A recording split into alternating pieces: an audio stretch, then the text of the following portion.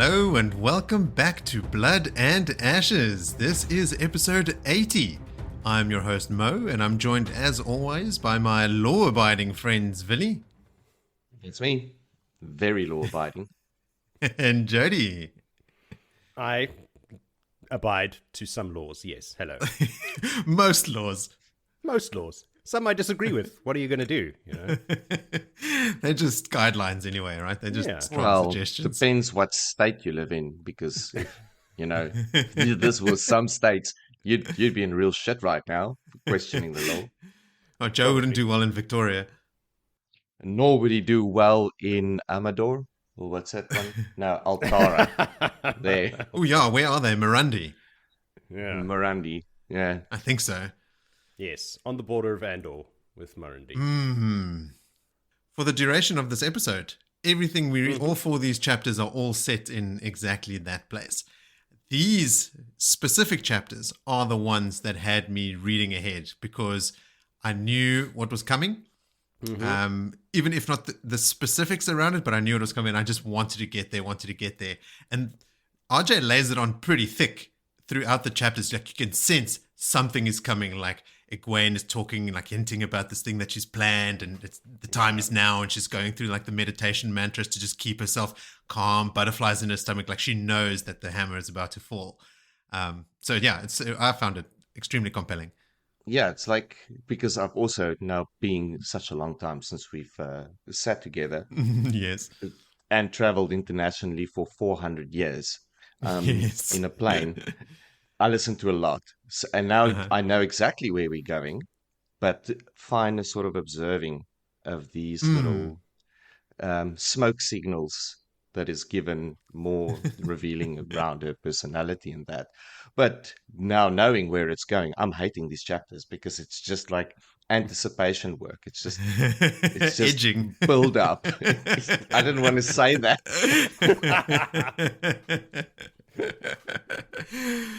Yeah, I mean, long story, I think you can tell I had a great time with these chapters. I did read them a very long time ago now. Like when I made these notes and things, it was more than a month, maybe 2 ago, because I'd read ahead when I got to them. So everyone's going to have to keep me honest here. I'm going to make a lot of bold statements and assumptions as if I know exactly what's going on. So let's play a fun game of call Moritz out on his bullshit. Can we please? Callbacks. We know what it's called. It's nothing new, Moritz. The callback section in the next episode is going to be vast. Oh, God. Not really. I mean, if you just don't make any bold statements without any assumptions, it's just... Oh, that goes against my very nature. It goes against every fiber of my being. Why not speak confidently about things I know very little about? Oh, you're setting yourself up. I am. I'm giving myself a bit of an excuse here. I'm priming everyone for my inevitable fuck-ups. I mentioned the callback section jokingly in the next episode being long, but this one is also pretty long because we had a long break. We had a couple of people send some things in. And we also had Mick contribute a massive treatise that actually pertains to these chapters. So I'm saving it for favorite moments. His intro is actually about a favorite moment. So that brings the size of our callbacks down just a smidgen. But while we're talking about them, should we dive right in? Let's do it. Let's do it. Follow me this way as we walk on over to everyone's favorite section called Callbacks.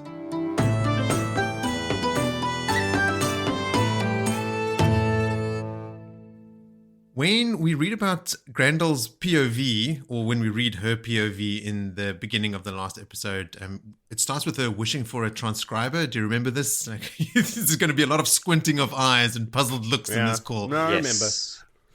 And I just, when I was going through it again, realized that while she does admit that she actually enjoys writing as well, she's busy forging a letter from the king, right? So a transcriber wouldn't have helped her at all. She has to write this stuff out. But I think it was a comment that you made, Villy, because she was sort of bummed about not having a transcriber. And I went and I read it again, and she totally contradicts herself. Like she says in the same sentence, she wishes she had one, but she also does enjoy writing, even maybe as much as she enjoys sketching. Compelling.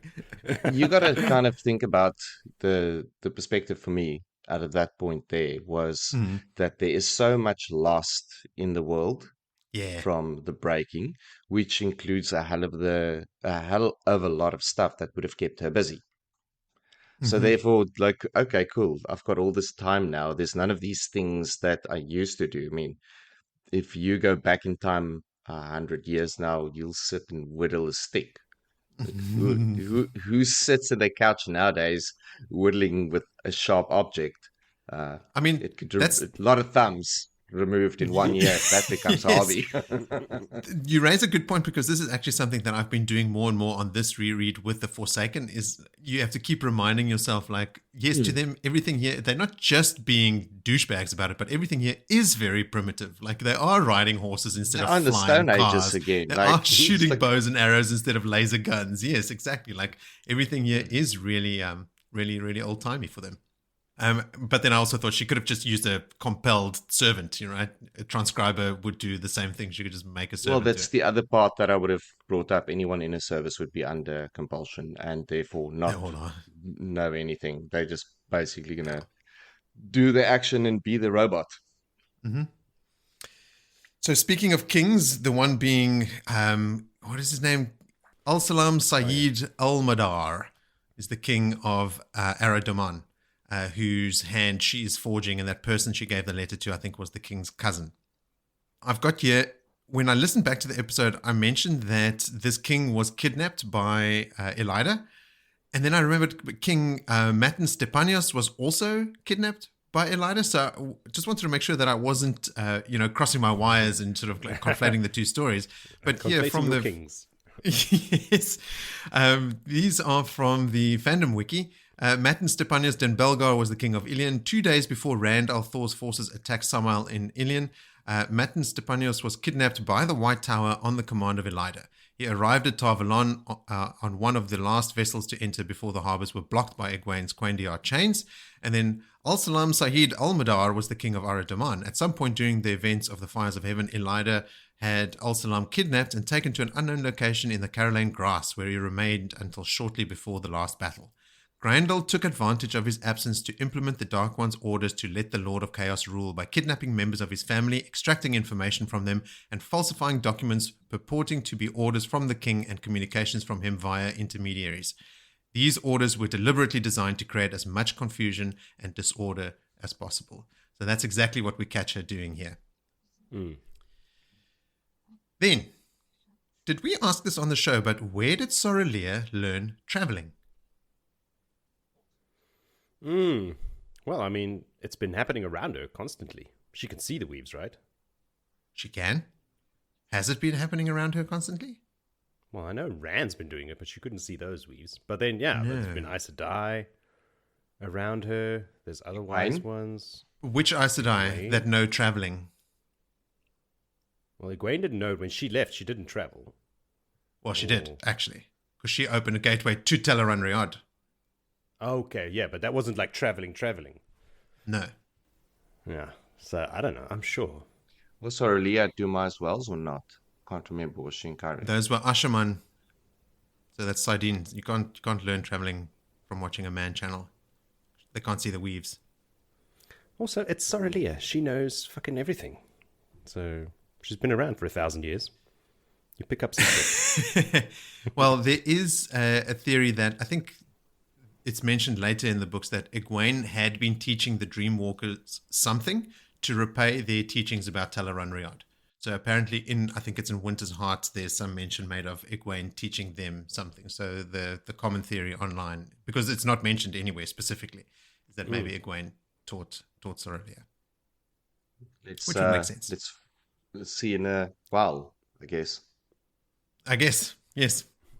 We're halfway through this book, so it's not too long before Winter's Heart. We're quite far ahead, actually. I think on the Kindle it's like 66% or something.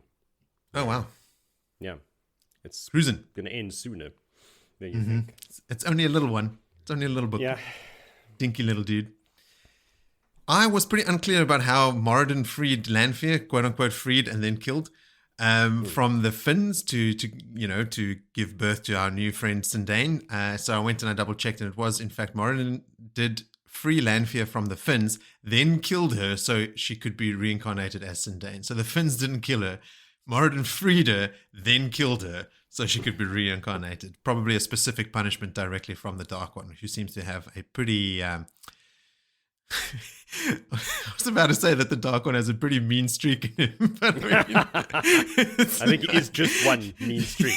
That's all he is, with arms. Exactly. Yeah. A mean streak with a voice. Then I had to go double check myself again because I made a quick offhanded comment about some of the most powerful female channelers around, and one of them I said is Sharina Meloy, who was in fact the elderly woman and crazy powerful novice that comes and puts a name in the novice book after Egwene opens it. And the other one was Somarin, and I sort of guessed, isn't she a Shido Wise One? She is a Shido Wise One. And they are both at the top end of the female power scale. They are like up among the Forsaken. Then, if you recall, Cadsuane was doing a bit of needlework, and her embroidery was of a man's hand crushing a seal or holding it together. And we were wondering, does she have any inkling about what needs to happen with the seals? Us having finished the series know about Rand breaking the seals, obviously, or Logan breaking them and them having to be broken so that Rand can reseal the Dark One's prison. So I went to go look for clues to see whether Cadsuane has an idea or not. What she says about her embroidery is Cadsuane's embroidery of a man's hand reflects an intention that she already has for it. In other words, you can't tell from looking at it whether the hand is crushing it or holding it together, but she knows what she wants it to show. But she thinks to herself, time will tell which is the truth. So she doesn't know exactly, she suspects or she has an inkling of what it's going to be, but there are no more hints about her involvement with that. And I sort of offhandedly said, it only happens right at the end, so it's kind of sprung on everyone. And Kerry corrected me. I'll get to Kerry's callback later. But Rand actually announces it to everyone. And Cadsuane doesn't seem to have any kind of special reaction to it or anything like that. I can't remember if she's around, but he announces it to Egwene and the Hall of the White Tower. After he comes back down from Dragon Mount all zen, he says, this is what I'm going to do. So Cadsuane certainly she doesn't help Rand come to the realization. That's all Min based on Herod Fell and his cryptic message that she sort of interprets, and she tells Rand, and that's how that happens. And that's all independent of Cadsuane. Sheen Chunla was the Amyrlin Seat during the Third War on Garen's Wall, and it is widely believed by historians that she completely mishandled the situation and in fact caused the war. We were going, Garen's Wall? We don't even know what this is. It's a substantial ridgeline located on the northern border of the kingdom of Gildan. It runs from the forests of the shadows into the hills and mountains of northern Altara. And one of the titles of Gildan is Defender of Garen's Wall. So it's a huge geographic feature where apparently there have been numerous battles. It was formed by a split in tectonic plates. It is not known if this was the result of the breaking of the world or not. There you go. Bit of Wheel of Time geography for you. Rightio, then let's get to our listener contributions, of which there are many. First up, we have Marcus, who writes in again to say, hey guys, thanks to vacation time, I've been reading ahead, which is why I stumbled over the part where the confliction oaths mentioned in last episode are explained. So remember I said, I feel like I've read or heard somewhere that when the oaths conflict, the person can't breathe. So Marcus says here, in chapter 26, Siain and Pavara accidentally order one of the suspected Black Sisters to admit that the story about the Reds and Logain is a lie. Since she believes it is true, she can't say it without lying, and as a result, she stops breathing until they take the order back. So they've obviously put her on the oath rod to obey orders, then made her say something that contradicts the oath, and that's what made her stop breathing. So there is something in there. Thanks, Marcus. Then new fan Jeremy writes in the following message. Dear Blood and Ashes podcast, my name is Jeremy. I live in Colorado and I found out about your podcast through searching for the best Wheel of Time podcasts. That makes sense that you found us. I am a new fan. I'm a new fan of this book series, but I listen to many different podcasts. What made you decide to do a podcast? Well, there's a TV show coming out, right? Yes. I thought your answer was going to be Moritz. I It was was Moritz. specifically jumping back at this one because it was. I remember us being roped into this with not a lot of. we had some doubts. No, but Joseph, I mean, it was because the show was coming, and I wanted to reread the books, and we were talking about it. We all said we want to reread the books before the show comes out, and then we said, okay, well, why don't we just record a podcast about it? I am a big fan of many video game podcasts, but there's one series in particular that the old Game Informer staff and MinMax crew do, like these video game deep dives where they spend hours and hours and hours talking about a video game over multiple episodes, and I really like that because it just squeezes all the juice out of it. Like you get every little bit of enjoyment, exactly like we've been doing for the past 80 episodes. So yeah, that's why we started. I would also just say to Jeremy, if he is a new fan of the book series, tread lightly here, my friend. This is full spoiler town, like we talk about, I mean, if he's been listening to the podcast would know, like the very end of the series. So yeah. Maybe he's a new fan because he's just finished the series and he's like, wow, now I'm 100% a fan. All right. Like that. I'm going to assume that's exactly well, Jeremy, write in and let us know. Yes. Welcome to the team, Jeremy. Then Michael Murphy returns to the fold with the following. Hi guys, I hope the B&A gang are doing well. It's been a while, needed to take a water break, but glad to be catching back up and pace with you guys. Listening to episode 78 and the discussion on Galena's scream on speaking the oath with the oath rod. My sense of the scream was that it was not related to the override of another oath or the discomfort of the oath taking. Instead, I think it represented a loss of hope on Galena's part. Like you said, the snow melted like Galena's hopes.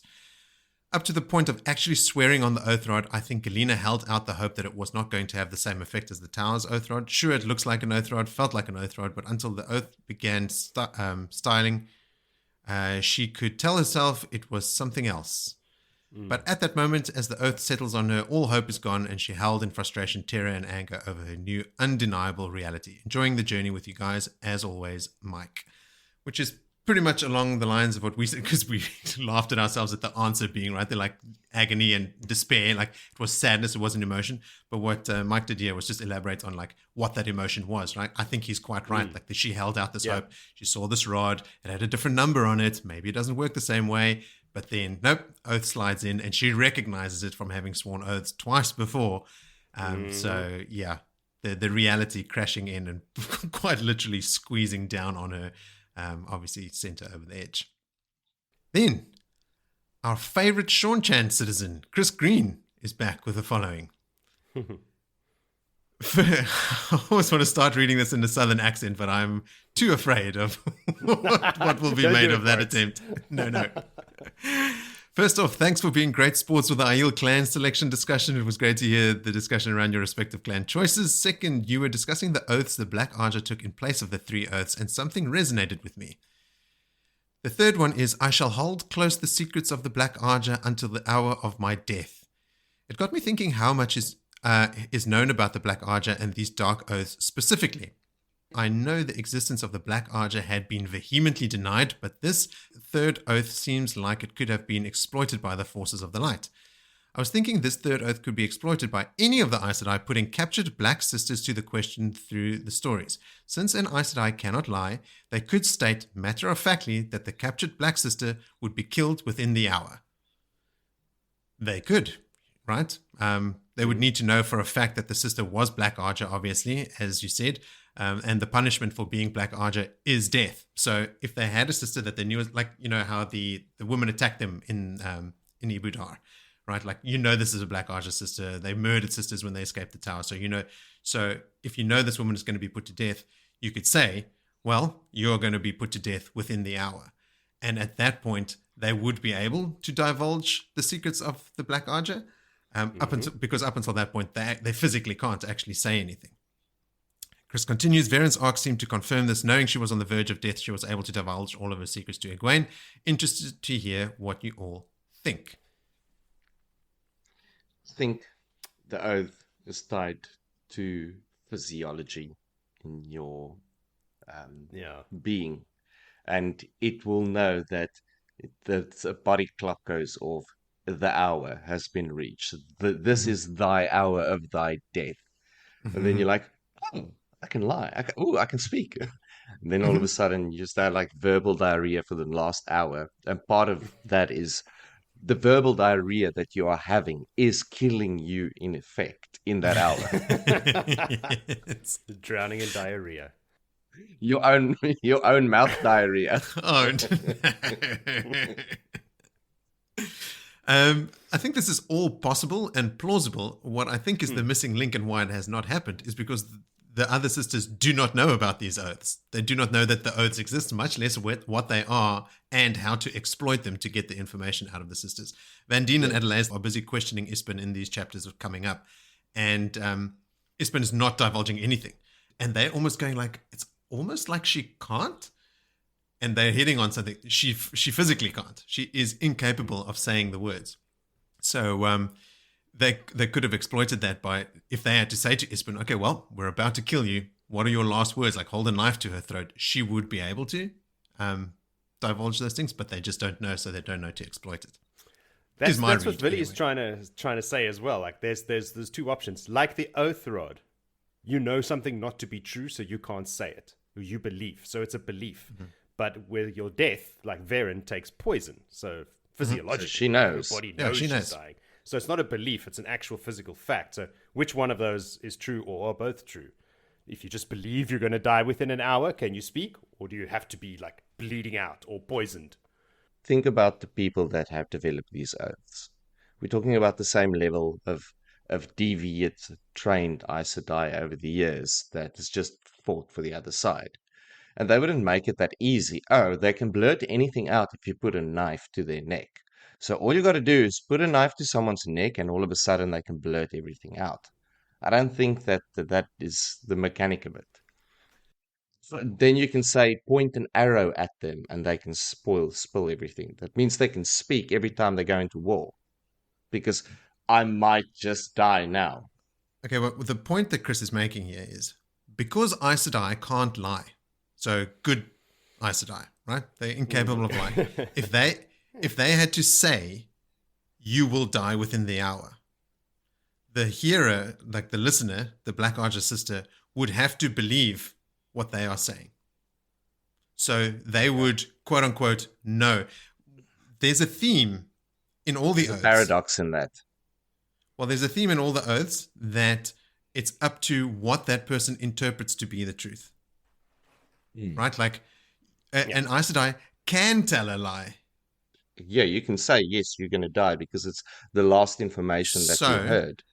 The Black Archer sister would have to know that she's going to die within the hour. And if an Aes Sedai who cannot lie says that you are going to be killed within the hour, I think that would qualify. And that's why Chris is saying that's how like the two oaths in conjunction held up against each other could help force an exploiting of that rule to get the information out of them in the last hour of their life. But the non-black sisters don't know that those oaths exist, let alone what they are. And that's why they can't exploit them, because they don't have the information to know that they can. I think if they ever were to be in that situation, that both sisters would immediately spontaneously combust. Because the paradox would be so big, it would just rip them out of this eternity. Like, big fire and energy. Unravel the whole pattern. Everything's I think it's plausible. Potentially. I don't think it's a paradox.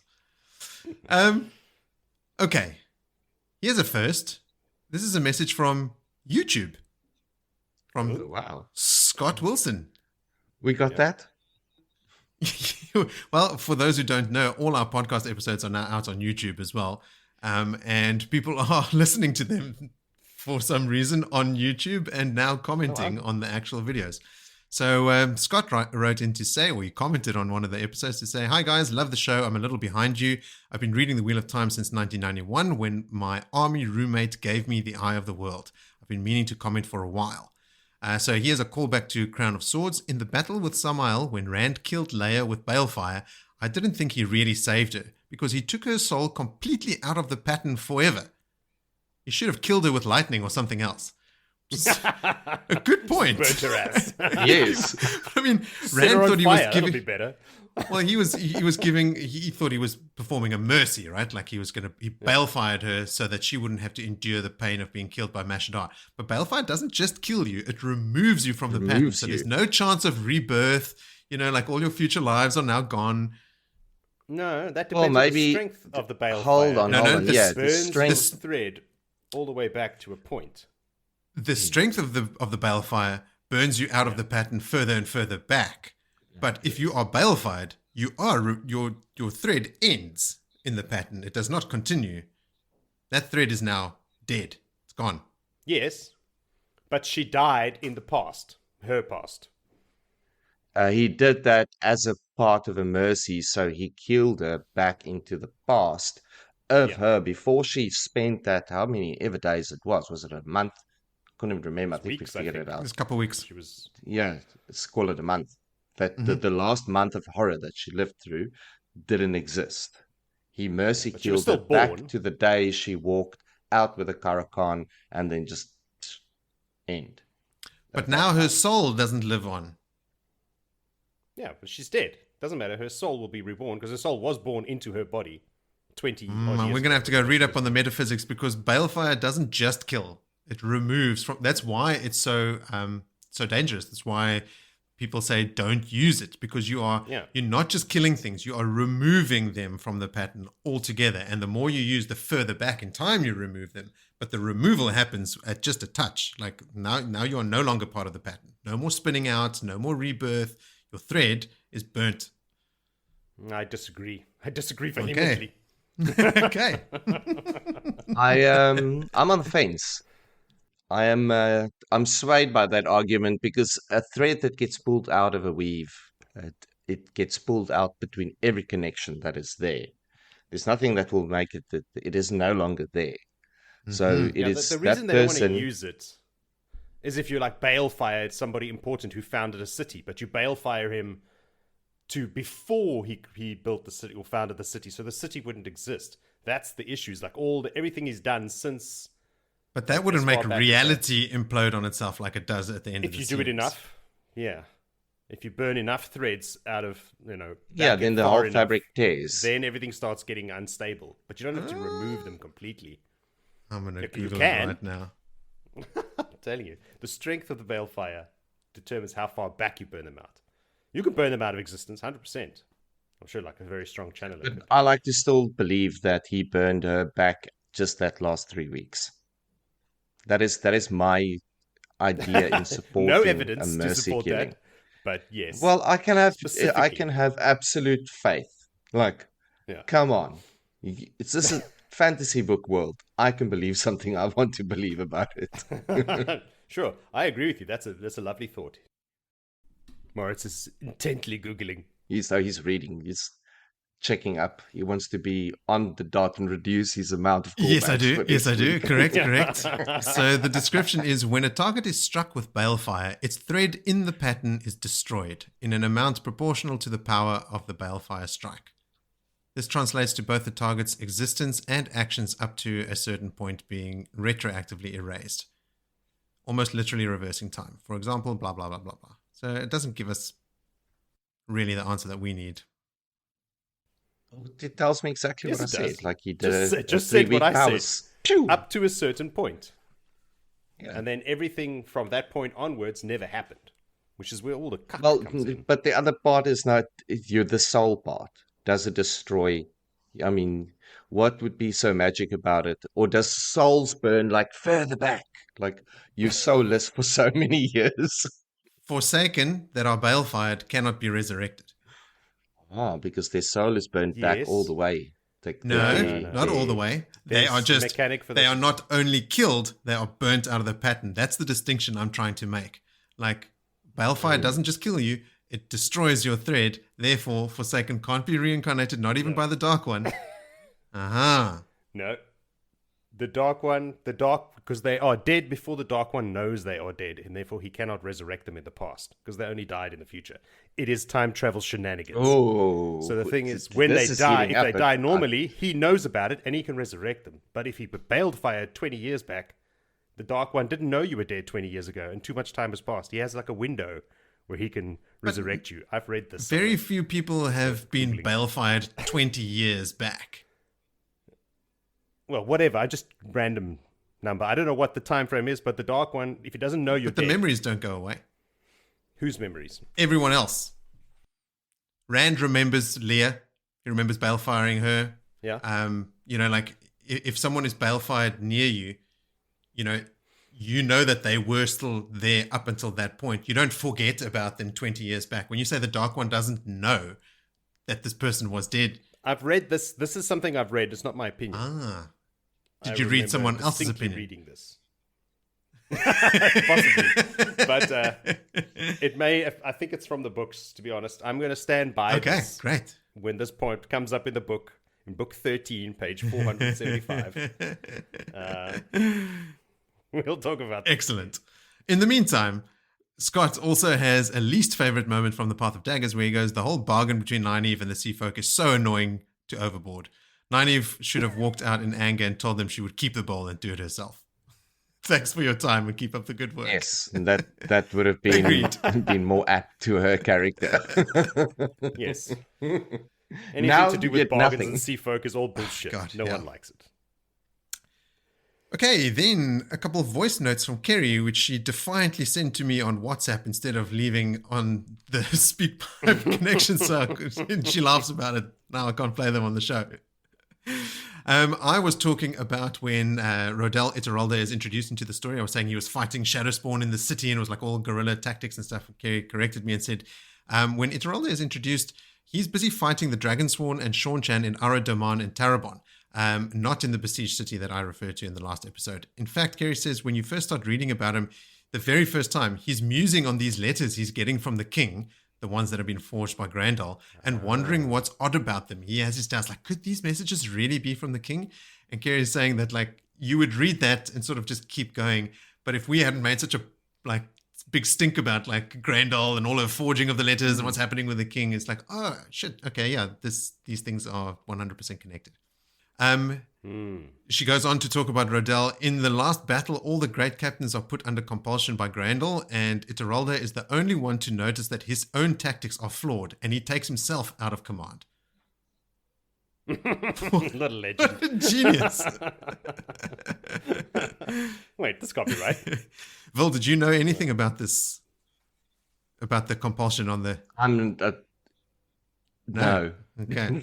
All of this is hitting me sort of like, what? It's pretty rough. And then I had said in the last episode that Rand's plan to break the seals come out of nowhere or something to that effect is what I was alluding to before. But Kerry reminded me that Rand actually announces his plan to Egwene and the Tower after he comes down from Dragonmount. Egwene even has time to start gathering opposition to the plan. And there's a whole subplot where it turns out the seals Rand had been carrying with him are fakes. Dun, dun, dun. Dun, dun. I thought it was funny that Egwene was building up, like a plan to resist Rand/Lews Theron's plan again with the seals, the woman versus Lews with his seal plan, like the past playing out again, which is great. I'm just wondering now, was there a thinness in the pattern where they drilled the bore because Rand seals it later on in a circle of time, and he doesn't, because he's not the creator, he can't make the pattern as thick there. Yeah, he doesn't fix the pattern, he just seals it up. He seals it up, but with like a human strength, so it's a bit thinner there. It's not as robust as the creator's pattern thickness. Maybe. I don't know. I mean... Yeah, and that's why they're able to drill a hole in the first place. Yes, through an old seal. Yeah. I mean, that feels right. Canon. There you go. Just believe it. Like Willie, it's fantasy. That's what I believe. I'll allow this. I'll allow that. And then our last listener contribution is a little treat from number one fan, Adrian. And it goes a little something like this. Hello, gents. It's Adrian in Los Angeles, California. And I wrote a limerick. Here goes. Alana knows Rand is in pain. Kiruna is proud, that is plain. 2 women shed fears. He must learn laughter and tears. And Soriella grants a gift to Codswain. That is some impressive rhyming of Cadswain. If I had to set you the challenge. I was certain she was going to mention beers, and then she said fears, and I was like, oh, that's a missed opportunity. But otherwise, very good. That's a very, radio-friendly voice as well. It is. Well, you've done it now, Adrian. Start a podcast, Adrian. Yes. And you're going to have to send in more voice notes. And limericks. Yes. Yeah. What is the next challenge? Is it a haiku? Yes. Japanese. Not supposed to rhyme. A sonnet. Thing. No, we'll have to work your way up to a sonnet. That's Yeah, that comes in the end. That's sort of the memory of light. The sonnet of memory of light. Oh, I like it. All right, Adrian. Yeah. Challenge issued. Okay, well, that is all of our callbacks. So let's get to the serious stuff in Previously on Blood and Ashes. Brought to you by the Tarvalon Library, since I copied most of their summaries from the website with some slight editorializing.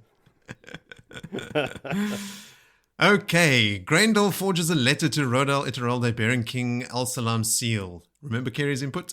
Nazran, a close cousin of the king, is to deliver it with the message that a grey man tried to prevent the letter from being carried to him. After he has left, a gateway opens and Margidian steps through with a silver-haired woman she introduces as Sindain. They came for Grendel to make her obey Moradin, the new Nay Bliss, but Grendel thinks they are playing tricks. To Grendel's surprise, Sindain seems to be calling the shots. Margidian channels and shuts out the lights, but Grendel is sharp and dives from her chair, creates a new light source and successfully lands compulsion weaves on both Margidian and Sindain, who immediately start freaking out. When Shaddai Haran appears and introduces himself as the Hand of the Dark One, Grendel considers her chances only for a moment. She kneels to him and receives her first orders from her new master, one of them being to visit Moradin.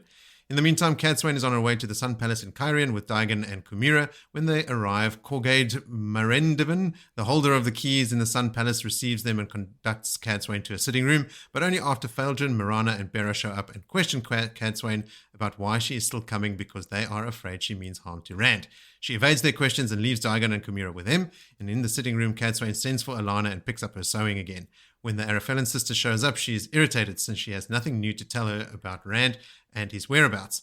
When Sorelia comes in, she sends Alana away and talks with Cadswain. They both agree to make Rand able to laugh and cry again and swear a water oath on it. In the process, Sorelia teaches Cadswain the weave for traveling, and when Cadswain has nothing of equal value to share with the Wise One, she knows she owes her. Rand wants to meet some of the remnants of Samael's army because he cannot allow them to roam the countryside. Various nobles in attendance try to talk Rand out of going forth to meet them himself, but he will not change his mind and instead takes Lord Gregorin and First Captain Dimitri Markolin with him, along with Hopwell and Deshiva. On their way to the band of soldiers, Rand tries to distract Hopwell from his thoughts and tells him that he was right to kill the Shawnshan patrol he encountered because the Damane would have destroyed him otherwise. They meet the leader of the band, who doubts that Rand is the king of Ilion and the Dragon Reborn. Rand informs the men that Lord Brend is dead and allows them to go home, but unarmed, or to join his forces.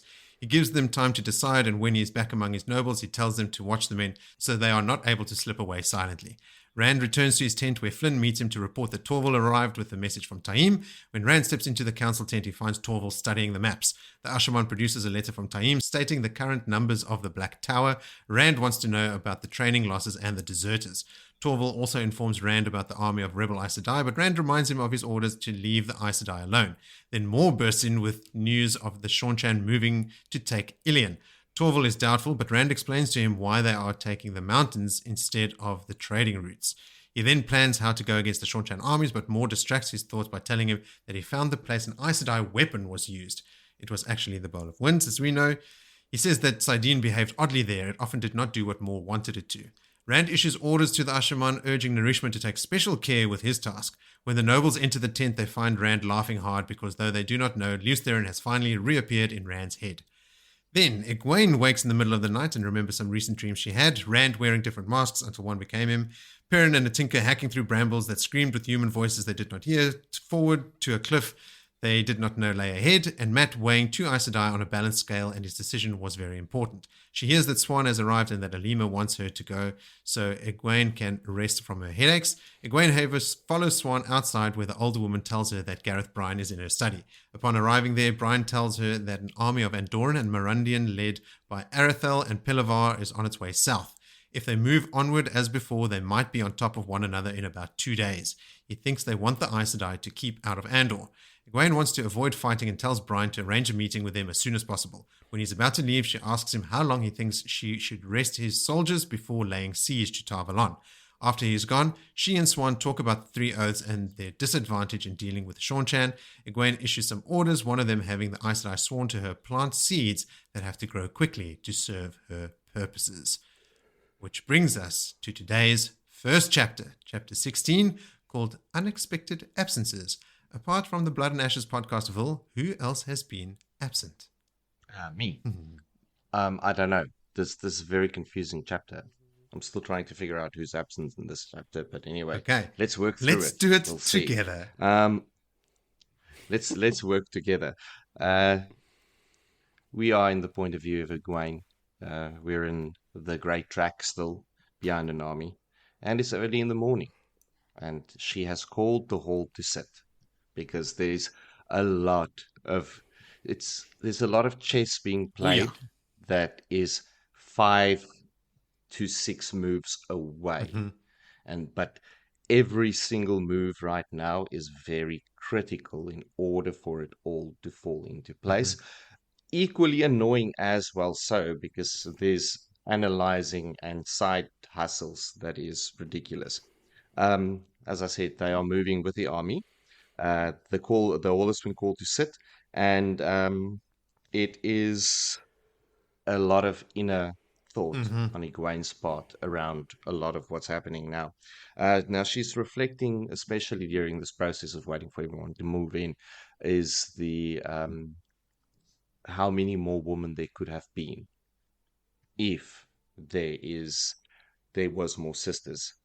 And it seems that there's a common trend that everything that Ramonda and Elaine are bringing to her and having an argument about, and we'll get to that, the zero acknowledgement of her being present in the room, she takes that time to sort of, okay, cool, what would a wise person do about this? And already starts making ideas into changing a third outcome of those two that have their little old school power struggle that's going down. Eventually the announcement that she comes. But I mean, she's already there. So it's a very old school rule structure that they are trying to hold on to in this. But there's a lot of referencing from Egwene's side. Things have to change. Things have to become new. It seems to be a bit of a theme as well. Egwene, in walking up and taking her place, clearly moves her shawl or her coat, but just to show her stole. Oh, right, yes. Her shawl is over her stole, or something is over her shawl. Say that 3 times fast. Hey. No, I can't. Not with one tooth missing now. It's going to be a tongue twister for real. Announces that the big news is, although it's like everyone thought there's like war stories, because I suppose everyone knows there's armies around them now. It's just around, we're going to park 2 to 3 days and there's work to be done. We've got to fix stuff, main stuff. And literally it begins her plan. So it's that first chess move is now just gone and went on the table. There's a surprising question, obviously, from all the sitters, but most of these sitters, as we learn now in these chapters, is straight up. They are all little puppets that's been put in play. It's the Lelaine and Ramonda show. And so there's basically parties of, it's like the Senate or Parliament, same. The sitters. There are 2 angles. We haven't caught on to that yet by book 8. Hey, give me time. I know what you mean. I cut my fantasy off. What you mean is like there's 2 factions, like everything's been sort of like split, and they're just constantly at each other to the point of being completely ineffectual because they've just in this perpetual stalemate. Yeah, that just eventually no laws will get passed because they can't agree on a law to get passed. Yeah. This is the state of government. I mean, this is this situation. All of the tower. They're really sitting on the job. There's a lot of thoughts in Egwene, but Egwene takes these moments to really observe. And she thinks about the loyalties of the sisters to her. And although, because they have, like Sheriam and them now, sworn almost a fealty to her, but is the loyalty there? Because a sworn oath of fealty doesn't mean they're loyal to you. It means they're not going to be disloyal to you.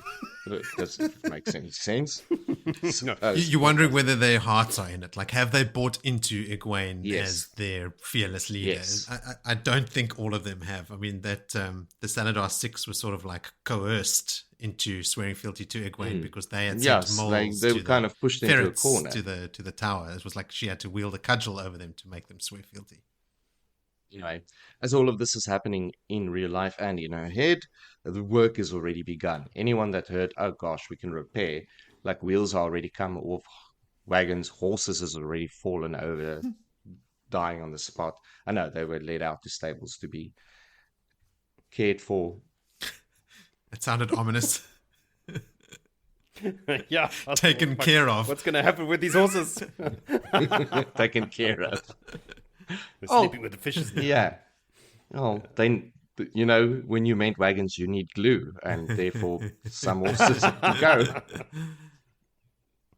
Glue had to be made in this 3 days. Egwene is back in a tent. Swan is now with her, and Swan is with all the weird. I wrote this nearly down, all of her weirding ways, but she might as well be a Jesuit, the way that she's going on. She pours some tea, and they get on with business, and it's army talk and people talk and shortness talk of how short they actually are in everything. There's even a discussion around the soldiers not needing to get or not getting paid, and like, we can't do that. We can't have men also deserting them. Like, it would be very much a bad thing. There's also what the demands that nobles are going to place on them. So there's a lot of strategic maneuvering. Very, very tough situation. But Swan drops in all the hard work, all the knowledge, all the background, everything, and it sort of runs that chapter out into the end. I said there's a lot of over-analyzing by Swan, but some of it is very interesting. We cut to a quick little chapter to Arangar, who is, the purpose of this chapter is really just to let us know that he's still there and murdering with the power in and amongst all of the women. Just no specific information that comes out of it other than I'm still here. Maybe the connection to Halima is not yet made as a first-time reader, because there's no connection to Halima at this stage yet that I can recall. And this whole chapter is a negate of her being the person. I think I've stumped you. You certainly know that Arangar is a beautiful woman and is also... we know that Arangar freed Moghedien. We all know and that was Halima, right? Like Moghedien saw Halima. Moghedien didn't see Belthamel come in and free her from the Adam. Was it not revealed to be she Halima? Didn't know who she was. She's never... No, there was no name. Like someone that just came in and used the power. I'm almost certain at this point we still don't have that connection made. Like, we know that there is a Forsaken close to Rand, and I say us as a first time reader. Yeah. Like, at this point in time, there's all just like smoke and mirrors. We've got Headache Girl that does good rubs, but we can't put one and one together because it kind of offsides us. I remember at the end, like, it catches you on No, the you're right. offside. I can't remember a specific, like, a reveal to the reader that Halima is Arangar. There's hints that why we're picking is that up. chapter there? No, but it's think like actually this in is this that chapter is like a big little. I say big little. It's more Big little. why it's there, as into what it gives to us. It gives us absolutely nothing. It's like Arangal stares through the trees and blah blah blah, hiding, so good at hiding bodies, blah blah blah, and then snap back to Egwene. I think Arangar is hiding Selami's body because one of the absences in this chapter, Egwene notices that Salami is not around. Salami. Yeah. I think we decided to call her Salami, right? I don't recall, but yes. Sounds like us. She's not around, so I think this is her body. I think that's who Arangar killed. And I can't remember what Arangar saw or heard from the bushes, but you're right. It's a very short little section. Yeah, it's men taking off wheels and getting ready to ferry horses or something. Like there's no real danger, no real new people in threat, hiding bodies, doing general bad guy stuff. But also, didn't Arangar also just like leave the body there? Like, didn't even destroy it with Sidene? There's no other male channelers around. Like, Arangar can channel to heart's content, and no one would be the wiser. Could have destroyed the body, but chose not to. Like, it shows almost like a reckless disregard for like being careful. Don't know. Well, maybe that comes into the part of sowing a bit of chaos. Like the body being found will be like dun dun dun, and then become a focus on Ashaman, like it was with the power. If there is a thing to tell them that it's with the power or something. I don't know. I think the three of us have read this. There's no answers to be found. Yeah, no. I think it's just to show like this is what happened to Selami. Anyway, that is a nice little breaker that gives us Salami's information and more importantly, move us to the next morning. Because in this book, there's very little next morning situations. This is a next morning situation then where Egwene is still doing 10 things. And the first thing that there's a time inconsistency for me in this chapter as well as the section. Lelaine and Faolaine is now into the tent. Lelaine with her needing to talk.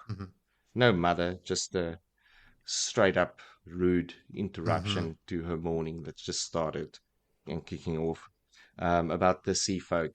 And then Egwene's like, okay, which sea folk? Because there are many sea folk. There's the Kyrian bunch, and there's heaps of them around now in main cities. And then Ramonda obviously pops in right after her because if the one's in, the other one has to be in, so the argument and the conversation can start. And she then exclaims, no, the Kyrian one. And that's where round one fight between these two start. And Egwene basically gets a chance to sit back. And there's a lot of noise. I'm going to call it noise because none of it is relevant because none of this is going to happen. It's just them throwing noise at each other, and there is no real agreement. They disagree about what they're doing with Merrill, that one. Merrill? And Merrill. Yeah, Merrill, the one with too many I's and L's in the name. And then subtly, Egwene's like, oh, by the way, I'm still here. I can maybe help with that. I can send a message out through. And they sort of almost forget that she was in the room while they busy making noise. They had forgotten. Totally. They had. With that, now Chessa comes in to announce lunch, but with a complaint that gets tapered off as she realizes who's in the room. Did this whole thing that happened there take from morning to lunchtime, like a 3-hour stint of these two women going off at each other, because it literally says before it's like morning she starts a routine and in comes like 9 o'clock business time, cling, doors open up. These two came in there and started bombing away till lunch. So maybe Chessa knows there's a time limit. If Lelaine and Ramonda have been going at it for so it doesn't matter what the time is, just come in and say it's lunchtime. It's lunch. Pull the record. Standing orders from Egwene. Whenever these two are in here, don't let them be in here for longer than an hour. It's all I can take. Now, lunch at 11. This, I think, is where Egwene gets the idea around, because the whole time she gets to think about the Windfinders and acknowledging that the Windfinders is going to be a problem because she knows from Elaine's side that there's a lot of power in them. where she gets the idea of the incorporation of them in the training, being able to fall in and out of the tower to learn stuff. But at the spin-off, like, okay, if you are so strong in the weather, like that's something we need to work into the tower to create a better tower.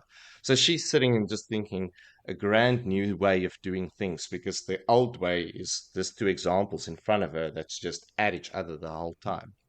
Which anyway, Swan enters the room and she's breathing heavily. Oh wait, sorry. Swan is in the room. The two women have now left. Egwene then walks forward and falls. She sits on the chair, doesn't he? And the chair collapses. Yeah, the chair or something. She collapses. Anyway, she's on the floor. She's on the floor. That's important. Yeah. To which Swan politely breathes heavily, not to laugh and say, all right, well, it's food time now. And some falls are harder to get up from than others, referring to one actual fall and one potential fall? Metaphorical fall? The whole difficulty of what's hanging in the balance, I suppose, in their plan, which is starting to sense. If the plan fails, Egwene's fall will be impossible to get up from, basically.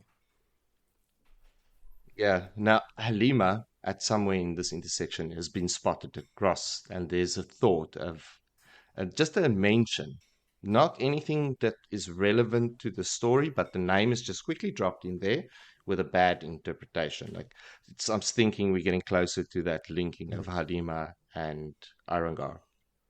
All right.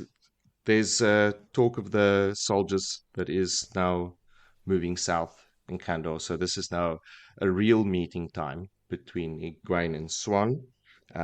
There's more rumors running around of Aes Sedai swearing fealty directly to Rand. There's rumors that Rand killed Madame Stepaneos, and rumors that Stepaneos left on the boat in the night. So there's Swan is like a master of spies for me at this stage. She's just collecting and not disregarding herself, but bringing everything forward as almost like a think tank. And like, what of this could be real? Which is, I quite like it, but it goes on. That's literally her job at the moment, right? She still has the Amyrlin's eyes and ears and is feeding that information to Egwene as a spy master. Yeah, she's the spy master. 100%. Yeah, exactly. Anyway, Sean, Shaidu, all the rest, and then she trails off, Swan, that is, saying that she's got a suspicion. She's seeing a pattern. And this is where things starts falling in, that there's, of all the sitters, 9 of them are under 100 years old. I mean, they're infants. They're absolute youngsters. And Egwene then playing the spin-off side to it. Well, it could be a good thing, because that could have helped me actually become Amyrlin, them being this young. But I think it's a naive statement, because they're clearly being played in two factions. Each one wanting to control the Amyrlin would want their minions to follow suit in vote, kind of thing. Because I have an end game. Lelaine and Ramonda both have their end game with Egwene. And Egwene being there is part of their plan. So therefore, everyone would have voted her in. It's not that those young people would have made individual decisions to sort of cement it. Mick's treatise is all about these 2 young sisters. There's even more going on here than what we know. We've read it all when we read the story before, but the level of detail that Mick goes into is pretty great. Well, I'm hoping to find that there's some answers for me. I like to find some gold in between the dirt that you flush out the pan. Obviously, a lot of talk about change, and her thinking that Egwene thinking that whether she should let Swan even continue down this path, but it always sometimes works out, so whatever, let her just carry down the thing. Then Ramonda bursts in, and Swan is told to scoot, which she very diligently, very quickly does. I don't think she wants to be in that room either way. There's no request for permission. She just starts blurting out and Egwene is such a fool, like complete insubordination to chain of command or anything, but she just goes, and Egwene says to her, "Hey sister, may I remind you that rudeness to the Amyrlin is a crime." And she doesn't even take nicely to that. And you can see Ramonda is not fully like, "I'm in control of you. You do what I do. You're an idiot for arranging." And the noise is all about the soldier speaking and the news coming out that there is this meeting set up by Gareth Bryn with Amyrlins and all of that, and which was now part of, all right, the next chess piece have just moved. Yep. Doing. Next thing is in the line on the board. Again, not much to add in what she's going off again, because her plan won't come to fruition. And Egwene basically saying, "Yes, I understand, Ramonda.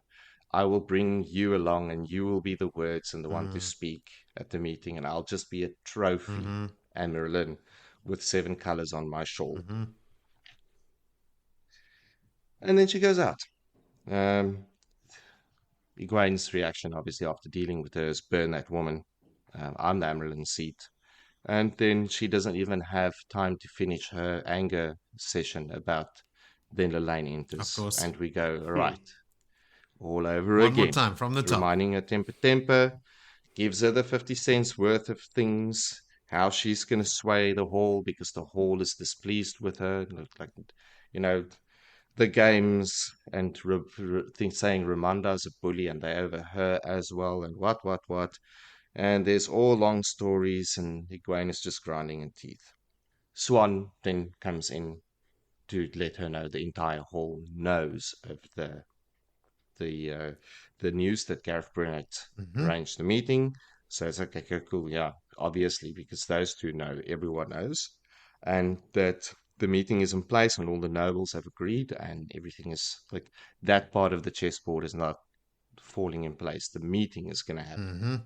The plan is working, playing these two women off to be so focused on each other that they're not really focused or aware of where they're being steered to in this battle and to what situation. Because Swan the thinker has been doing a lot of thinking. There's a lot of thinking happening here. And then Sheriam gets a questioning around what... Is this where Sheriam gets beaten? She gets beaten by... Browbeaten? No, like beaten up. As I recall it. Beaten up by Arangar, I think. Yes, it is. This is where she gets a very quick questioning about her loyalties and actions. Yeah, because in my chapter, she's sitting all gingerly on her horse as they go to the meeting. Did she get a physical beating? Yes. Yeah. Okay.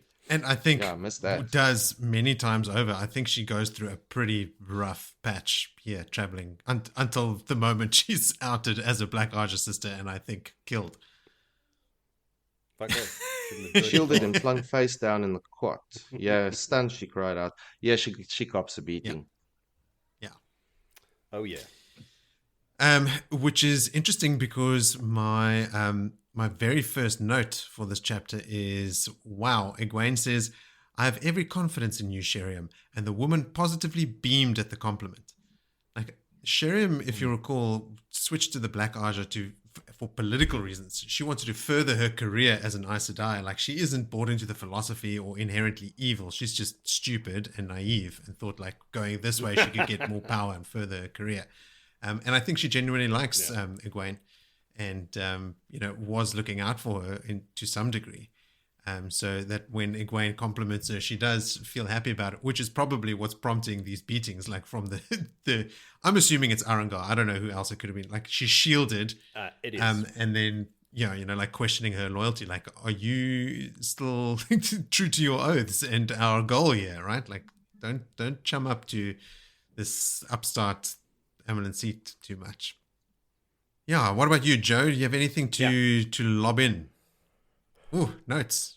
I do.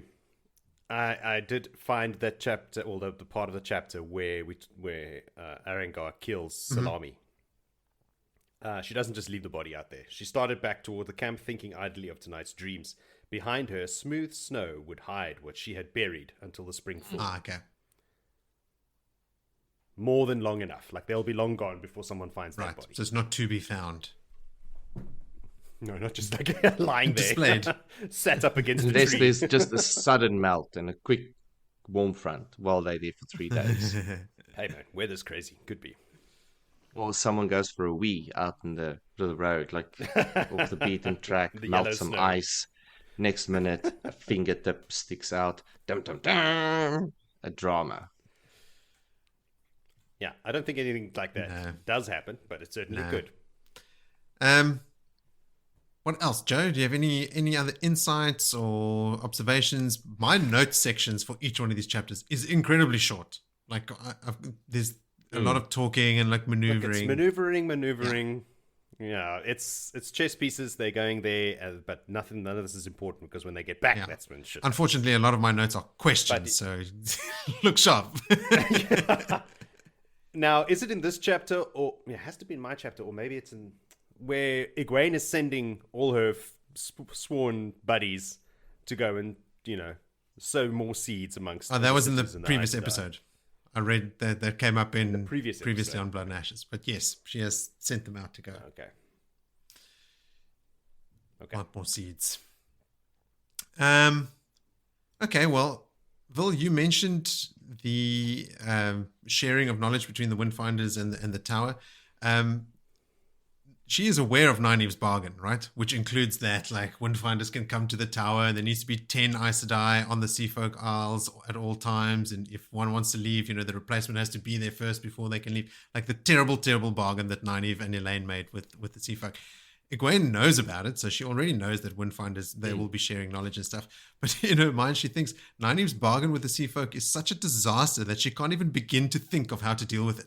Like, she's heard what the bargain is. She cannot fathom how they came up with this, but cannot spend any time thinking about it because it is such a colossal fuck up. Like, it would take too much of her energy even to think about it. So she has completely parked that issue. Yeah, man. Yeah, they fucked up.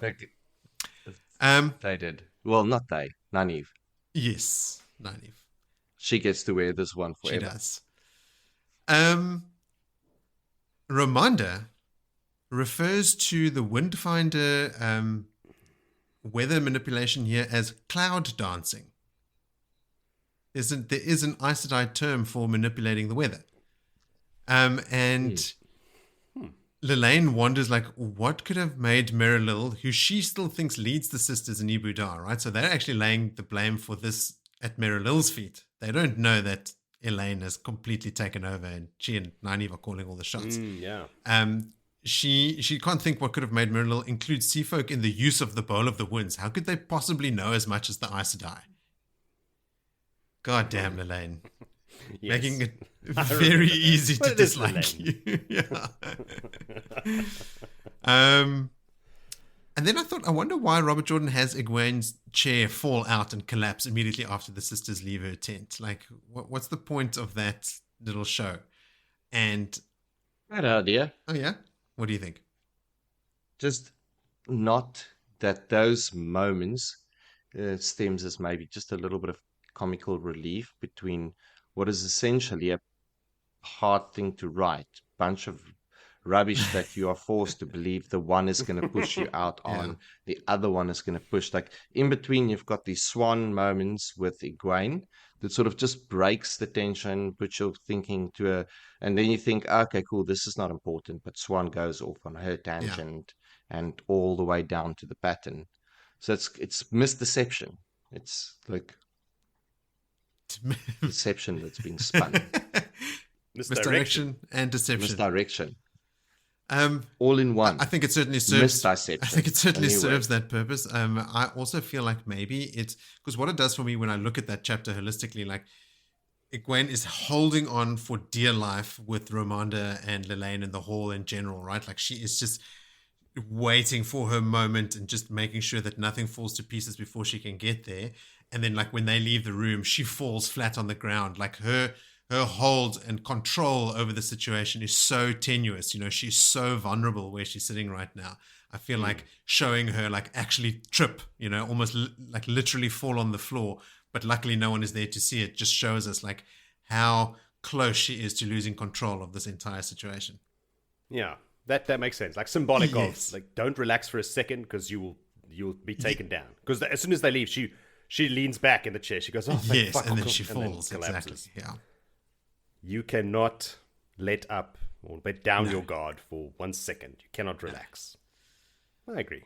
There you go. So, Egwene dismisses the rumor of Aes Sedai serving Rand in Kyrian completely. She just goes, like, that has to be like complete farce because that's one of the rumors that they heard.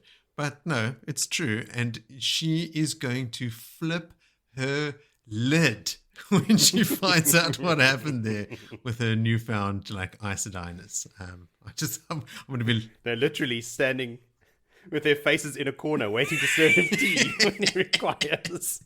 Yes. Rand. Oh, man.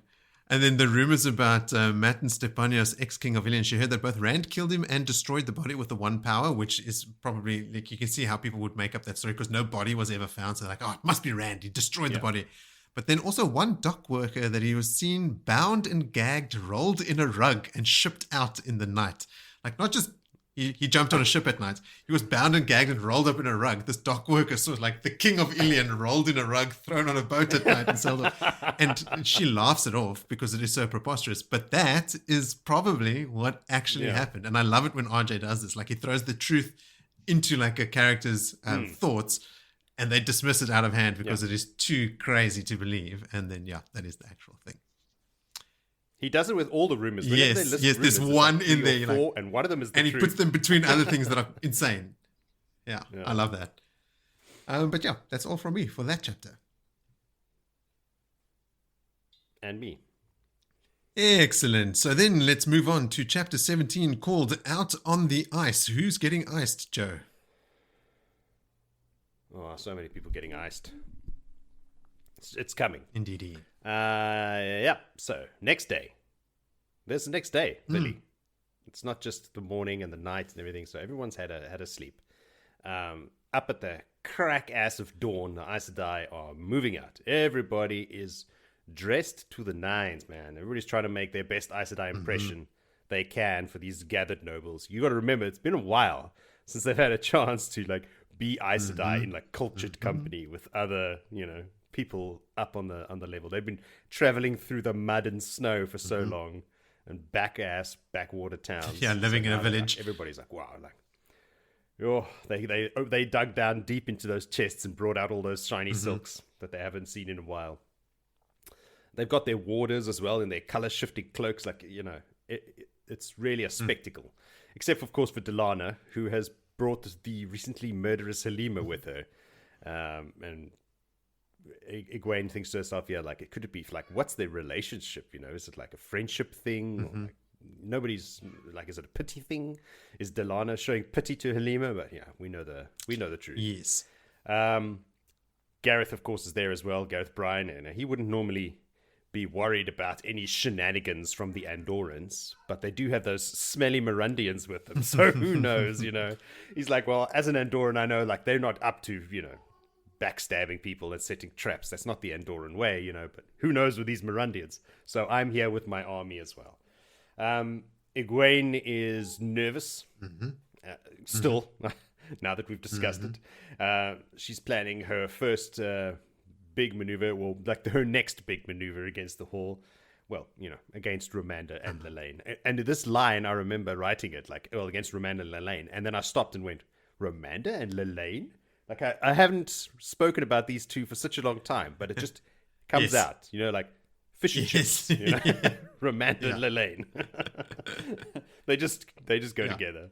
So I had to like double check and go look at the book again. And I was like, oh, no, wait, it is Romanda and Lelaine. So these two are all, those two are all puffed up, leading the sitters, thinking that they are going to take charge today at this meeting after what, they had their little fits about in the tent with Egwene telling her how things are going to go. So they've got their like little tribes around them, and all talking and making plans, and the whole way there, they're gonna they're going to take charge today at this meeting and put Egwene in her place. Like each one's got their own independent plans and, cement their place as the true leaders of the Aes Sedai, la la la la la. Swan is there on Bella. Hey, Yay. Bella's there too. Don't forget about Bella, guys. She's still there. Bella's just just cruising. Nothing phases Bella. So Swan is there. And so Brian, can't be too far away from those dagger looks. She is just eyeballing him constantly. He confers with the Outriders that he's sent and then returns to Egwene to tell them that, look, the Andorrans are already there at the meeting place on the frozen lake.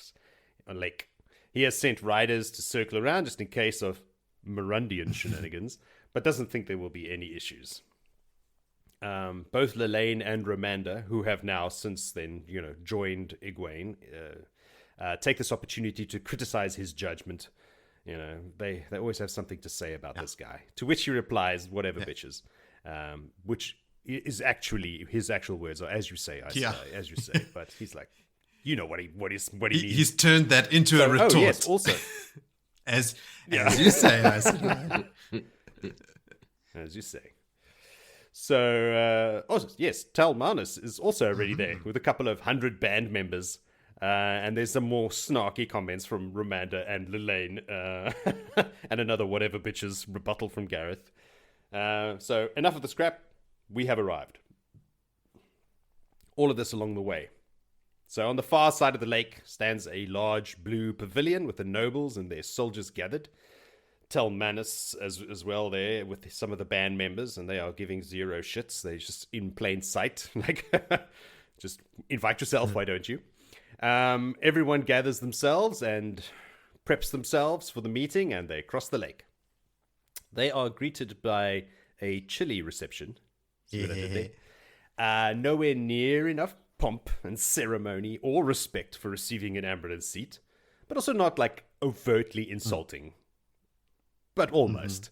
They did bring colourful boxes for everyone to sit on, so that's a bonus, I suppose. But still, they are Aes Sedai. They are Aes Sedai, and this reception is very, very lacking. But they played cool, and everyone takes their very uniform seats and let the scowling and harumphing and fidgeting begin. The two most out of place there, Tel Manus and Halima, who nobody invited either, are just lounging around, spoiling the perfect Aes Sedai image of power. Because there's this, everyone's seated on their boxes in their chairs with their shawls and their silks and laces and whatnot. And then Halima is just leaning against Delana's chair, all lounging with her bosom exposed. And then Tel Manus is also just leaning against the pavilion. It's who are these two people? The Andorran nobles are about to kick things off. What was his name? Pelavar is about to open his mouth and speak when Sheriam just talks right over them to do all the formal introductions of the people to Egwene, Amyrlin Seat, let me introduce blah blah blah. And we have Arethel there, and Pelavar, and Amyrlin, and her husband Colhan. Those are all the Andorrans. We know those people to some degree. And then the Mirundians, who are Donal, Cyan, Pater, and Sagan. I'm going to pronounce them all. I looked them all up. They are all nobodies. The only record of these people's existence is at this meeting. Excellent. And then nothing else ever Mirundi. again. Don't care. So don't worry about them. Sheriam finishes her intros, and then she invites the nobles to present their supplications to the Amyrlin, and they are not stoked with that. They are really getting all uppity now. Now it's time for Egwene to make her move and her, start making her big power moves and talk out of turn. So, she's immediately why did you bring an army? I thought we were friends, You guys are out here, meddling with Aes Sedai shit. I don't get what's going on. Arethel tells them, Arethel takes charge now. She's going to be, talking for the Andorrans. So she tells the sitters, looking past Egwene, not directly at her, and in her response, that meddling with the Aes Sedai is exactly what they're trying to avoid. Everyone has heard that the tower has split, and they fear that if they let the rebels pass through Andor unmolested, will look to Tar Valon like they were giving them aid, and like they said, they don't want to get involved in Aes Sedai business. Yet, they are getting involved in Aes Sedai business. But that being the reason is that they don't really see them as Aes Sedai. Full Aes Sedai. Well, whatever. So they don't think the Aes Sedai would really come to battle, over Andor. Like, they don't want the Tower Aes Sedai to come down and then these rebel Aes Sedai and have like some sort of, one power battle in Andor. But they do think that they would come to blows over a certain dark tower in Andor, a black tower. And they're pretty sure that, Aes Sedai might come to blows over that. So they want to avoid any of that shit happening in Andor on their soil. Like, Pelavar has had enough of this shit at this point, so he just blurts out that the rebel Aes Sedai must go around Andor. Like, I'll die fighting them here to protect my lands. Like, if I have to die today, I'm going to die today. And the Mirandians behind him or next to him are like, wait, what? Fight? Aes Sedai die? Like, hey, whoa, this is never part of the deal. We never talked about this before this happened. So this is the point now where Lelaine and Romando are expecting Egwene to delegate one of them to lead negotiations. But there will be no negotiations. Egwene just tells them straight up, the Andorans, not Lalanda and Romain, that Elida is a usurper. Like, I am the law. They are here. Like, we are here, heading to the tower to try and remove her from power. But that's our business. That's Aes Sedai business. Don't you worry about it. And we will deal with the Black Tower when the time is right. Like, it's not now. We have other bigger fish to fry right now, but we'll get to them. Again, Black Tower, tower business, you can forget about it. And that we are going to stay here on the Mirandian side of the border for 1 more month and trade, because we're going to need shit, The Mirandians all have dollar signs in their eyes about this. Also, but vomit in their mouths. They're like, kind of torn between. Double-edged sword. We're going to make so much money, but we have this army of Aes Sedai and like 30,000 of Gareth Bryant's men and everything. So it's like, But after that 1 month, like, we're not going to bother. We're not going to bother the Mirandians, After that, and Andor, we're not going to bother you at all. We're not even going to come inside your borders. And they're like, well, okay, it sounds like a pretty cool deal. Arathel tells her, like, okay, fine, but we'll stay here to keep an eye on you while you wait for this month. It's not that we're calling you liars, but sometimes what you hear an Aes Sedai say is not what you're supposed to hear, and blah blah blah. But not that you're doing it, like, very, very apologetic. But yeah, basically calling them liars, and we'll just stay here to keep an eye on you.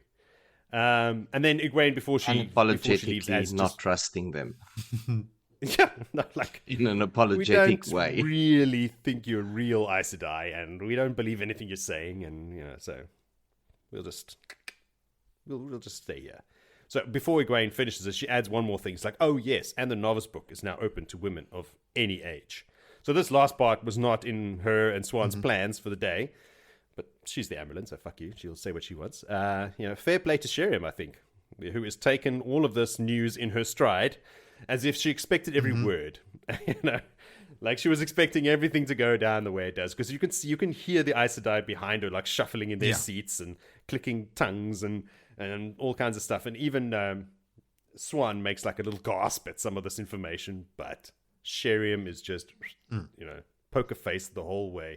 I'm just like, it's as if she expected every word, and I'm wondering, did she? Like, is Halima passing her information? I don't think so. If Halima or Arangar was gaining any of that kind of intel, I think she'd be feeding it to Dylan and not Sheriam. I don't think she... Dylan? Oh, sorry, not Dylan. Not the Andoran loyalty Elaine. Delana. Yes. Delana. All right. Yeah. I don't think she's... But we know now that she's in touch with Sheriam. So yes, I was about to say, I don't think she's got a working relationship with Sheriam, but she certainly is onto her. Yeah, so I just thought, now that they have this relationship, in air quotes, that she might be, giving her some intel to prepare her, but maybe not. Maybe Sheriam has just been an Aes Sedai for so long. She's good at this shit. Sheriam has also dealt with like bigger secrets and revelations and like bigger issues than just this. So maybe she is just practiced. Yeah, exactly. Her non-reaction was her not even tuned in, living in the hole of fear and beatings. Yeah, distracted. She probably wasn't even listening. That's why. All possible. So they all have long rides ahead of them. The nobles and the Aes Sedai, to get back to their camps and homes before dark. But there is time for some mingling and some networking. So she steps down off her beautiful, colourful box to go rub shoulders with the nobles, and she thinks to herself, Egwene this is, that she is almost halfway there to completing her plan. And there's a in her mind. Well, I added that. I don't think there really is, but there should be. And that's the end of that chapter. Nice. Out on the ice, hey? Like, I'd forgotten that this meeting happened like on a frozen lake. It's a cool element. Is it Gareth or someone that says it was to prevent anyone from coming out there with too large a force? If you had to march armies out there, the ice wouldn't hold. So it's a very clever meeting place for something like this. Just a light group of people by design. But then I just watched Napoleon not too recently, and then seeing them shoot cannons at ice and people falling in maybe wasn't the best Well, thing they don't to have have all your cannons yet. nobility and leadership in Yes. one spot on top of said ice. With a bunch of because, you know, channelers around. channelers and But I think the chapter title might have a double meaning as well, because Egwene is also sort of like, she's on thin ice. You know, she's out on the ice now. She's put herself out there. She's in danger. If she trips now and falls on her butt, it's not going to be like falling off the chair. It's going to be a fall she can't get up from, which is cool. yeah, he's going to fall into water. That's really ice cold. Like, Do you have any insights or anything Yes, you want to super throw chilly. in there, Vil? Like anything that stood out to you, or not major. I mean, it's really just, it pretty much is all about the pieces falling into place. Like, it's, if you, out of a perspective of not having, and I think the saving grace for me is not having to look too deep into this because I know where it's going. And I think I think the slog part comes into, there's a lot of unnecessary thinking to do if you're just reading this right now, and none of this really makes a lot of words in a lot of pages in just this section is not anything that's going to go to fruition, or it's just deception. So you're reading a lot of stuff that you then get to tell later on, oh, you can forget all of that because all of this is irrelevant now. you think so? Like, I suppose. Well, perhaps well, this because Romanda and Lelaine why shit in the why do previous you get chapter. told it's a slug, and you're like, I can't really remember why, because you forget the fact that you had to read 10 pages of someone's fucking plan that doesn't matter and at all. they don't tell you the plan. Yes. The Romanda and Lelaine thing, Joe, forms part of Mixed Treatise, but it's their rivalry is known in the tower. And there are agents at work, which I won't divulge here in favor of, like keeping the surprise for the end, or not the surprise, but like the big reveal. There are agents at work that are actively trying to keep Romanda and Lelaine at a deadlock to make the rebel Aes Sedai immobile, to paralyze them with dissension and that sort of stuff. So that stuff about Romanda and Lelaine, we are subject to RJ's penchant for repetition and, like driving that stuff home at every given opportunity. But it is supposedly, it's the thing that Egwene has to overcome. Like, their deadlock represents the impotency of the rebels. Greater plan that was there. Well, Egwene needs to overcome the Lelaine Romanda thing, and in so doing, take control of all the rebel Aes Sedai to spur them into action. And this is what we're seeing transpire here, right? Like, we have the luxury of reading and knowing where this is all going. But here she is saying out loud to all these nobles, in 1 month, we will move past Andor and we will go deal with Elida. She is committing the entire rebel Aes Sedai force to a very specific course of action, because they've brought people. Remember in Saladar, like, they were bringing people and telling them about the raids and that sort of thing, but they weren't announcing any kind of plans. They were just gathering here, and now they've started marching. No one outside of the Saladar people, unless they're extremely well informed, or like those with spies within Saladar, really know what the intention of these Aes Sedai are. And now Egwene she's going against what Lelaine and Romanda is telling her. This is where she's saying, like, she even says, it's time to roll the dice or something. She references the band and their odd battle cry, and she goes, what is it that you say? Yeah, it's time to roll the dice. So she's making her big play now. And everything in this chapter, like leading up to it, is also like, she's talking to us. She feels like a coiled spring. She makes references to everything still being able to go horribly wrong. This is what I was talking about at the beginning of the episode. There's every page or two, there's like a little hint at like things are really like, okay, now we're setting things in motion that we can't walk back from. Like this trap is about to be sprung, which is, I mean, there's a lot of it. It is quite a complex plan. I get your point, Phil. Like reading this the first time, you would be like, "Oh God, all this politicking and stuff." Like, where's? I mean, give me Sidin, give me the Ashaman, where are the cool weaves? Read it again. Yeah. And the thing is, I thought it was going to be filled with good Aes Sedai, but it isn't even. It's just pettiness. Phil, and you say that? Yeah, I suppose it is Aes Sedai. I mean, it's influence, it's manipulation. It is the game of houses, not necessarily played between the game of houses, but between Arjas and factions within the Aes Sedai, and now some noble houses thrown in as well. Well, I mean, at the end of the day, the plan to take the army to Tar Valon is there. Mm-hmm. There's an usurper in the Amyrlin Seat position in the tower. We need to get that done. This is the purpose of this rebel group. Now, it's just the infighting or the shenanigans of moving chess pieces of how this beam is going to be focused and through who that we're getting to. And it's a bit of a repetitive thing in the sense of Egwene being held by people against her will.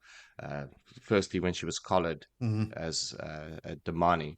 Now she is collared, in a sense, by these two women muzzled, that want to control her, muzzle her, and make her do like just be what we tell you to be.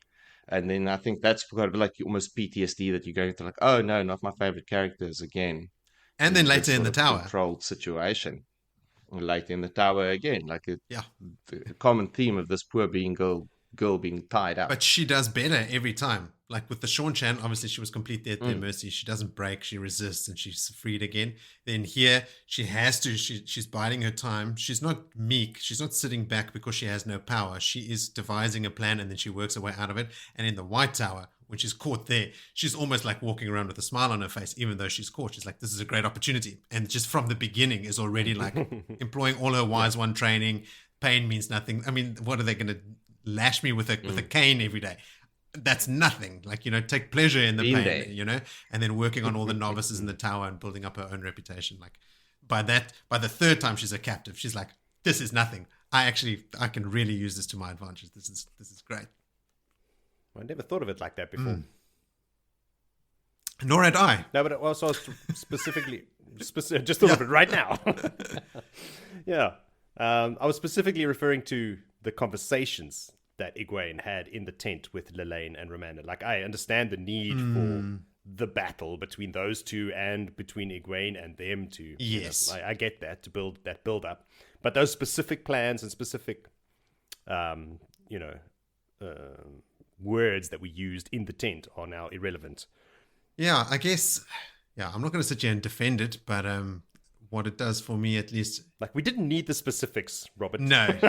Could have said, Lelaine walks in and started her tirade, and then we can go and look at another character while that's happening. Yeah, but then again, in the same sense, then it would be sloppy. You'd feel like this was too easy. Yeah. Like, I don't know, 14 books, you could be a bit sloppy sometimes. You could skip some shit. At the risk of jumping too far ahead, by the time our chapters for this episode end, the way it ends, it does make it extra sweet when she shuts people down. Like all those times that they were being shit in front of her, she was just sitting there waiting patiently for them to just yap away.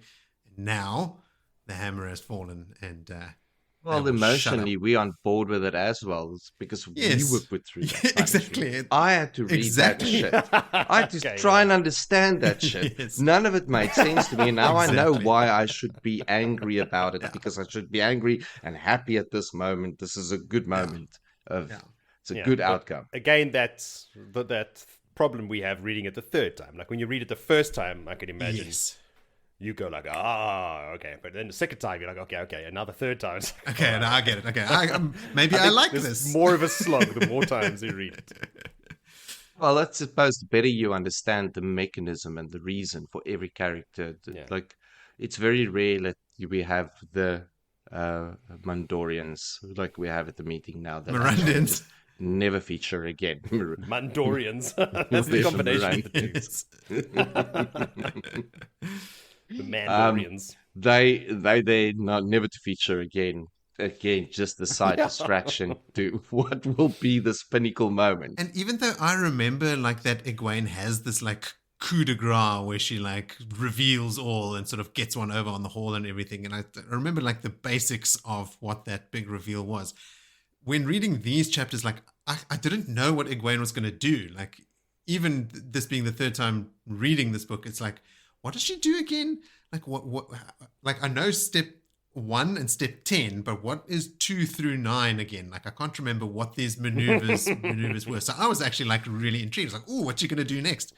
And I feel a bit like some of the Aes Sedai around her, you know, like just making proclamations like, oh, we're going to rest now, when she had just been telling them, no, we have to keep moving. And like, oh, okay. Are we going to rest for a month? Oh, and then we're going to not travel. So we know that they're going to travel with a capital T travel. And I'm like, oh, okay, cool. What is she planning? So yeah, I was on board, and like this didn't feel sloggy to me at all. Like I said, this was when I was reading ahead because I felt compelled to go ahead. Okay. Compelled with a capital C? No, low C. All right. I was saying Willie got to you. Robert Jordan might be criticized by some for like all his repetition, but one thing that is great every time you read it is how chill and rad Gareth Bryan is. Sitting easy in his saddle, but taking in and measuring the land in case he needs to fight over it. And then later, Egwene thinks of him, he looked as he always did, plain and slightly battered, a rock that had weathered storms and that would outlast more to come.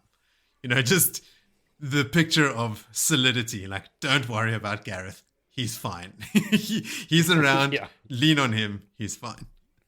Yeah, RJ can repeat that as often as he wants. Then Arangar, or in this instance, for context, I'll say Halima, in contrast to Grandal, has not mastered the alphabet and writing of this age, and Egwene likens it to that of a child learning their letters. I had a good chuckle at that. High and mighty Just a chicken scratch across the page. Just like writing like a child. Suck it, Belthumble.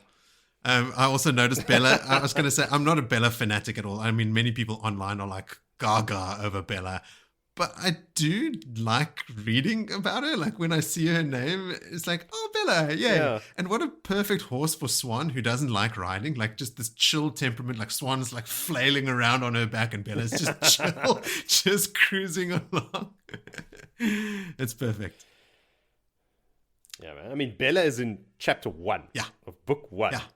First one. Yeah, after the prologue. Yeah, chapter 1. Yeah. Exactly. So, and it's just good to know she's safe. Yes. That's all. Yes. That's all I need to know. And it's actually, she's okay. She's safe, and she's got Egwene right there. She knows Egwene. Like she's known Egwene since she was a little child. And for Egwene to have this little like this link back to the Two Rivers, back to Emansfield as well, it's also great. I thought it was a cool use of the rosebud meditation, like, you know, the one that they used when they learn as novices to open themselves to the source. Like Egwene only uses it to calm herself. Like she's cruising over the ice, like preparing herself for this big thing, not opening herself to the source, but just going through this meditation to calm herself. Flame and void. Yeah. Same. Yes. Or the female equivalent. So we've mentioned a couple times Egwene's loyal Aes Sedai going and planting some seeds. Yeah. And here she thinks about how Morel and the others pave her way for her. What did they do exactly? That's my question to you. Don't ask me questions. She sent them ahead. I know she went ahead to go speak to these Andorans. Yes. Like it wasn't to speak to other Aes Sedai, although that did happen. Yes. They're talking about Loghain and all kinds of things to prep them for the vote. Yes. But the fucking Mirandians and Andorans? No idea. What could she possibly have them say to them to make this scene work better? Like, is she actively asking them to play down her power so that because they're all looking past her, right, at the sitters? Yes. Like, is she trying to be low key, like let morale and those spread rumors that the sitters are the ones that you need to impress, so no one's looking at her, and then she can just jump up and sort of like take control of the whole situation? Or was it the opposite? Is she trying to have Morel and the others let the other Andorans know that the sitters might think they rule the roost, but she is fierce, and when she speaks, you should listen, like that sort of thing? Like, is she quite literally just having them build up her profile before she addresses them? I think the prior. I think Okay. her plan is to bamboozle the hall. So if she gets the Andorans to play along with that, and to ignore her and make the hall more Romanda and Lilane, Make it's not them called feel like more confident and secure. Secure in there. Okay, yeah, no, that makes sense. Okay, cool. I like that. And that doesn't mean they have to be in on some plot or anything. They don't know. No. They just get That's Aes Sedai lightly business. informed by an Aes Sedai that, hey, when it comes down to the Amyrlin is actually just a bit more of a title position. Yeah. Kind of like the president of the USA, and the Senate rules everything. So address the Senate when you address the Amyrlin, because you get a better outcome. Yeah. And that plays into the grand plan of things in saying, cool, see me as a puppet, because if they believe I'm a puppet, I can pull this off, because they won't overthink their plans any further in what they agree to, because they won't see me as a potential threat to throw the anchor in there and also use the law. And also in this meeting, the sitters won't be keeping an eye on Egwene and trying to control the narrative or anything. They know that Egwene is firmly in their pocket. The nobles are all looking at them for leadership and to speak and to sort of to take charge of the situation. So they don't have to be like, I better get up and talk before the Amyrlin does or anything like that. They can be pretty relaxed about it since all the questions are coming their way anyway. And then Egwene can head them off at the pass. Or we might be completely wrong, and there's completely something else, but let's go. Write in. Let us know. Leave us a voice note at bloodandashespodcast.com. Okay, that's all from me. Anything else before we head along?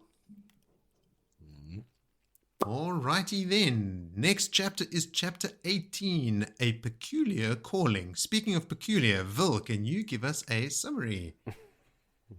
Yeah, it's going to be a peculiar summary as well, because it was a peculiar chapter. I have 3 points in my notes. It's basically Egwene making a few handshakes, getting a few things. She gets, first of all, blocked off by Sagan, ? That says, is this true, and are you being for real about the opening of the novice books? And the answer is yes, and thank you, mother. Courteously follows, and she starts seeking out Talmains. Swan, on the other hand, gets taken on for, I don't know if she got a little bit of sense of, I'm getting into my power position, so it's now time to start managing Swan. Says to her that I think I should tell Lord Brain that you are head over heels in love with him, to which Swan turns into a blabbing fish, like pop, pop. She's just gobbling along, and Egwene walks off and sighs at the reaction, and eventually finds Talmains. There's boundary talk now. Talmains saying, like, you do know that you actually moved a boundary today. Like, there's a lot of big things that has happened there.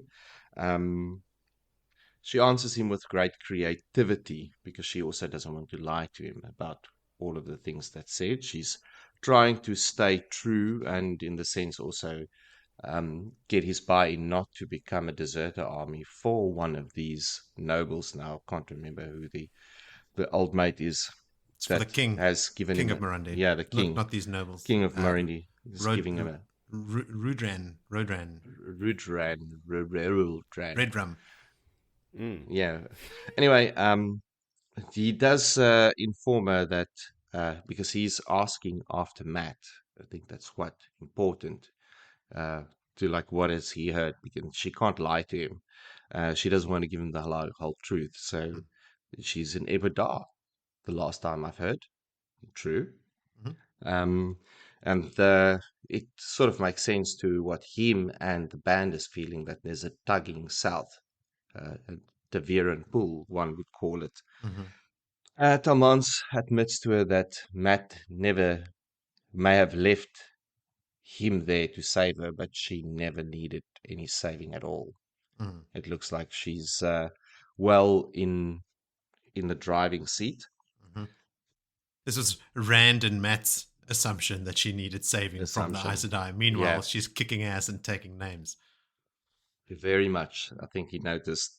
There's obviously now the king, the king rule, whatever, question of the band being up for hire. To which Egwene exclaims, like, you really can't do that. Stay, Matt will come, stay with us.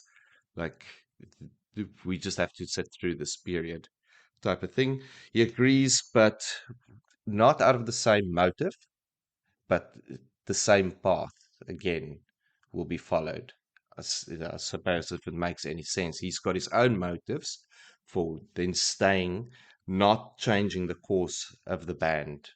But they're walking in the same direction. Actually, I think he said he is going to stay behind, isn't he? No, stay behind with them. With the Aes Sedai, as opposed to he's going to stay in signing Mirandy, up. And he was offered the opportunity to have the band employed by King Rodran as a mercenary army. And Egwene asks him, please don't get sucked into a war. And he goes, well, as soon as you guys leave and I leave, Gareth Bryant's army behind, I'm going to start getting pinpricks from the side. Nobles are going to try and steal some horses and get away and think they can bleed me. So I can't promise that I won't fight. And she goes, you know what I mean. I didn't mean like skirmishes with people trying to steal your horses. Don't get stuck into a war. And that's when he sort of acquiesces at the end. Don't pull into a side. Yeah, you're a throw over a government or person. Something. Yeah. They have a very cool interaction. There's a very cool interaction. There's conversations are now being noted between the two. So she already knows, okay, cool. She doesn't want too much to be thought of, even if no one could hear anything. And then the opinion is formed as well that all of these sitters are now voiceless. There's a weird dynamic that is starting to be realized, that the setters don't really have say. It's the Lelaine and Ramunda thing. The Andorans and Mirandians are all about now. She walks and thanks them for a peaceful resolution, and Palavar walks into her and pretty much spills his wine down his sleeve and trying to avoid her. And as he's trying to just be courteous and get sort of dodge her, she steps in front of him and then quizzes him about what he said about Elaine and how and if she believes, she knows she's on her way. So there's a lot in that. But to that, before she could corner him completely, she gets pulled aside by Swan, saying like it's time. Oh, sorry. Swan. So it's time to go. The light is drawing. Unsafe. Darkness. All the rest. And then she says, "Yep, fine, Shuriam. Get the orders. Get everyone. Let's move and get this done." And that's the end of that quick chapter. Yeah, it is a short chapter, but there is a lot going on there. I just don't, I'm not interested, to be honest. Like, so many little conversations, and some of them may have some bearing on future events, some of them not. Like, there's just a lot of people saying a lot of stuff, but for short moments. My final note for this chapter is, time to ask, what was the point of that chapter? Yeah, exactly. Well, that we brought them all the way here to this meeting. Like, they got to have a meeting now. That's the reason. For me, the highlight is the interaction between Egwene and Talmanes. So, this is how I read it, Vil. I don't know if you read it differently, but I feel like they're parting ways here, right? Like, they even actually, I wanted to read a part from that chapter because I enjoyed it so much. So this is Egwene saying to Talmanes, "I want your word, Talmanes, that you won't let Rodran pull you into a war. Responsibility. The narrow stole around her neck seemed to weigh 10 times more than her cloak. If he moves sooner than you think, you will leave whether or not Matt has joined you. Or you will leave whether or not Matt has joined you. Then he goes, I wish I could promise, but it is not possible, he protested. I expect the first raid against my foragers 3 days at most after I start moving away from Lord Brian's army. So he is moving away. Every lordling and farmer will think he can pick up a few horses in the night. Give me a pinprick and run off to hide. I'm not talking about defending yourself, and you know it, she said firmly. Your word, Talmanes, or I will not allow your arrangement with Rodran. The only way to stop it was to betray it, but she would not leave a war in her wake, a war she had started by bringing Talmanes here. Staring at her as if for the first time, he finally bent his head. Strangely, that seemed more formal than his bow had. It will be as you say, mother. Tell me, are you sure you are not Taverin? I am the Amyrlin Seat, she replied. That is quite enough for anyone. She touched his arm again. The light shine on you, Talmanes. His smile nearly touched his eyes this time. Nearly. Yeah, because Talmanes is the super self-serious Kyrenian battle commander. But she's touching his arm. She's being like really, really honest with him. And he's calling her mother, like he's being super respectful. That line as well about as if seeing her for the first time. I think we've spoken about that before. Like that happens all the time. And I like it every time. Like, okay, this is who you are. And their little interaction was really cool. So now we know from this point forth, the band is now no longer traveling with the rebel Aes Sedai. So to me, that's the biggest takeaway from this chapter. It's them going, okay, well, the band of the Red Hand is now going to go do something else. I took it that they're basically stopping and staying, like just sitting put until Matt comes. Like not as a movement, but I didn't realize that they will move off and leave them behind. That's what I think. I mean, Mirandy is a large country, going? right?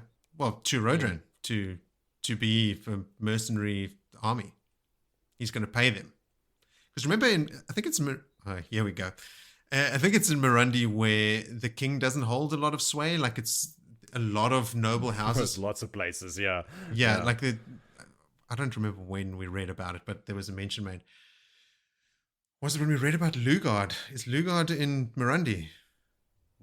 It is, yes. Okay, yeah. I think it's when we read about Lugard and like when the people looking for Salidera like arrived. It was Min and Lelaine and Swan and those guys arrived in Lugard. There was mention made of like how the country it's basically lawless because the king holds very little sway. And I think here the king sees an army that seems unattached to anyone. He's going to make an offer to them to see if he can establish overnight a sizable army. So what he wants to use that army for, who knows? And Egwene is saying, Talmanes, do not get pulled into a war because she knows she would have been responsible for that. She brought Talmanes there and she doesn't want to leave him here to fight in a war. So yes, they might be staying in Mirandy for a while, Vil, and heading up to the tower in a month. But Talmanes is either both physically and conceptually or just conceptually like breaking away from this army now. They're rejoining for the siege of the tower, aren't they? No, the band. Not. Do they go complete the band? They go meet a up whole with Matt. different way? Yeah, this is where they split. 10 podcast points to anyone that can remember where Nildra is from. Person that comes. I don't even remember who Nildra is. Person in this chapter that comes up to Egwene to ask about, is it true? Can anyone apply to be in the novice book? There were two. One was Saigon. Nildra Saigon. There were two. Nildra was an elderly serving woman from the rebel Aes Sedai. She's the woman from. I've got the answer for this. Okay. She's from the Shido. Nope. Shido. Ah, damn it. She's the woman that meets Egwene when Egwene arrives in Saladar from Tel'aran'rhiod, and she's like, "Oh, every time someone arrives in camp, they ask old Nildra, like, you know, who's this? Fetch that." Yeah? Blah. She's like complaining about it, and she's also at one point the servant who's sort of managing the pot scrubbing, specifically Marigan. Morgidian, when she's scrubbing pots, Nildra is there as well. So this is a returning character. We've read about her at least twice. No points for anybody. Isn't she Shido? No. Are you someone thinking is a wise one or something that is going to be opened up to train? Nandera? But obviously not. No, yeah, I'm thinking down a different line. Okay. Disregard and carry on. Okay. Speaking of carrying on, why don't we carry on then to the final chapter for this episode, which is chapter 19, called The Law. Why don't you lay down the law for us, Jody? I am the law. It was only a matter of time. Yeah, the laws. It was. Everyone is eager to get back to their camp. So Egwene doesn't really have to usher anybody to their horses. Like the servants are scurrying, freaking out, trying to pack horses. Everybody's like, fuck it, we out of here. Cheers. And Egwene sets a hard pace back so that they can get back to camp quickly, but also to make conversations on the way back super difficult to have. And she doesn't want anybody shenanigizing along the way. That is a word now. It is. So Ramanda and Lelaine, we can't stop talking about them. They still manage to round up their posses at this breakneck speed through the snow, and surround their little groups with wards against eavesdropping, and there is just constant chattering. Yeah. Chatter. All the sitters and most of the Aes Sedai are radiating worry and stress. Like you could taste it in the air. Egwene uses the ride to question Swan and Sheriam on what they learned at the meeting while they were rubbing shoulders. It's not much. Rumors, mostly. If you want to go over those rumors, I didn't write them down. She gives them instructions we are not privy to, which shocks Sheriam. We're not privy to at this point, but like literally 5 minutes later when they get to town, we learn that she's calling a sitting of the hall. Yeah. That's what's shocking Sheriam. But anyway, that's what's happening. At the moment you read it, you don't know what it is. So almost at sunset, at the end of the long day, they reach the camp. Gareth, being the astute old-timer he is, has picked up on all the vibes flying around, and he is super reluctant to leave Egwene's side. Senses danger. But there's nothing he can do, except to reveal who his allegiance really lies with. So Egwene's like, listen, tonight is for Aes Sedai business. You can leave, there's nothing you can do at this point. And that perhaps, when you not only don't join me, but you should leave camp. Like, get out of here in case things go messy way south. They might get messy and ugly, and you might get some of all that ugliness all over you. But not only is he astute, as I mentioned before, he's also loyal. Yeah. So he ain't going nowhere. He's like, no, I'll just hang around. Just remember, when you go in to do whatever business you're doing tonight, that you have Gareth Bryan and 30,000 soldiers at your back. So, don't stress too much. It gives her like a little bit of a motivation. Like, cool, thanks, Gareth. And then he leaves, but not before he gives her like, I'll see you tomorrow, Swan. Like, nothing changed. Like, this is not changing. Lots of shit changes, but this, I'll see you tomorrow. You can come and starch my shirts. And off he goes. So he's getting very open now and forward. Maybe his change in, being so open about Swan and his allegiance to Egwene here in public, because Egwene thinks about this, like he's being very forward, is maybe because he realizes, okay, this may be the end, like tomorrow may be a completely different scenario here in this camp. So let me just be as open as I can. So before they even get back to the camp and the tents, Sheriam, well, they're back in the camp. Sheriam calls out over the camp in her, very formal way of saying things. The Amyrlin has called the hall to sit, basically. Everybody, move it right now. Let's go. So she heads to her tent, Egwene that is, where Chessa makes a fuss over her, trying to get her to eat and go to bed. It's, Chessa stuff. Her simple, sincere gestures makes Egwene smile. She's just, always happy to be around Chessa. Yeah. She's surrounded by this plotting and scheming every day, and it's refreshing to be around this woman.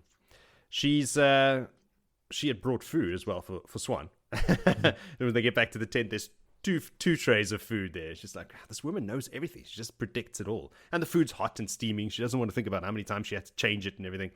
So when she gets there, Chessa is just the bomb. Yeah. If you're going to have a servant, this is the one you want. So they sit down to eat, both of them. They put up some wards. Of course, everyone's warding. Every tent in that camp is warded. And start prepping for their meeting. But what can be done has already been done. The plan is the plan. No changing it now. So Swan changes the subject to Gareth, obviously, begging Egwene like not to tell him that she's in love with him, as she threatened that she would earlier. Egwene tells her that, listen, woman, I need your experience and I need your intelligence, I will forbid you from seeing Gareth, but I know you'll just disobey me anyway and do whatever you want. So, you need to own up to your feelings now and then just focus on this. Like, we can leave the Gareth crap for the moment. So during all this, Egwene finishes her food without even realizing. And then she's like eyeing Swan's bowl as well. Like, you going to finish that? Swan hasn't touched it. But now that this Gareth talk is out of the way, Swan's hunger returns and she smashes that bowl of lentils. So even though they have rehearsed tonight's plan a bajillion times, Swan insists on going over it all again. So they start and go over it one more time before it is time. But it is time now because Sheriam arrives to tell her everything is ready. It is time. She asks Egwene about her plans, but that info is on a need-to-know basis. So she's like, Egwene, mother, why did you make this? Why are you calling this? Egwene's like, listen, you don't need to know anything. And I'm like, good call, Egwene. Like, I know you think you should trust Sheriam, but don't. It's a good idea to keep it all under wraps. So they arrive at the meeting, which is under another pavilion, surrounded by braziers. And because I mentioned the braziers because I was like, it's just a pavilion, at basically sunset in the snow. It's going to be cold. It's not. The sitters are there, arranged by their Ajahs, facing the Amyrlin. Kwamesa, a grey sitter, recites the old words that the session is now in order and for only our ears and blah, blah, blah, blah, blah. Just as Delana comes running in late to take her seat. She's all nervous. I suppose she was getting a stern talking to outside by Halima on what to do. Eledrin, a white sitter, then wards the whole pavilion, and Egwene stands up on her colourful box. It's just colourful boxes everywhere in my chapters. Because it's not in the tower itself, where everything's made out of marble and whatnot. So they make do. And she immediately just asks, like, okay, who will stand with me to declare war on Elida? Straight out. Lelaine, of course, is the first to shoot that idea down and tries to change the subject to the novice book being open to any age. She's like, okay, we can table that for now. We can wait for that and let's talk about this first. But she is then in turn interrupted by Romanda, of course. Romanda wants to have a vote of no confidence, basically, in Lelaine. So they're just constantly on their own little thing. Like, she wants to put in a vote of no confidence in the opposite party. Like, I have a vote of no confidence. Like, but didn't you hear what Egwene just said? War. So Egwene then interrupts both of them to remind them that, hey, listen, once a question of war has been raised, it cannot be shelved. Yep. All right, it's the law. And Janya, another one of the sitters, is not buying it. So she asks Takima. I'm dropping a lot of names here. There's a lot. I remember these people that know what I'm talking about. Takima, if that is indeed what the law says. Apparently, Takima is someone who has like a eidetic memory. She can, whatever she sees or hears one time, that's all she needs. Yeah. She's read all this stuff. She knows what she's on about. And she does indeed confirm that is the law. Like, once you bring it up, that's what it is. You got to talk it out. So she also looks sick, and she realizes that what Egwene is up to, because Egwene realizes that she's realizing, and she thinks to herself like, "Oh shit, keep your mouth shut until it's too late." But Egwene can't worry about that. No. That ship has sailed. So she starts. Yes. She points out that the army that they just met with, these people doubt that they are real sitters. Like, didn't you notice, like, how they didn't treat us like Aes Sedai? Like, they don't take us seriously. They doubt that we really have any power. They don't see the rebel Aes Sedai as legitimate.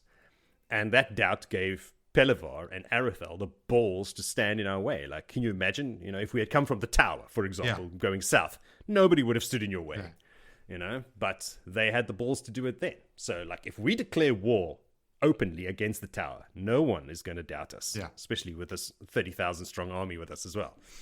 I would have thought that would have been enough, but apparently not.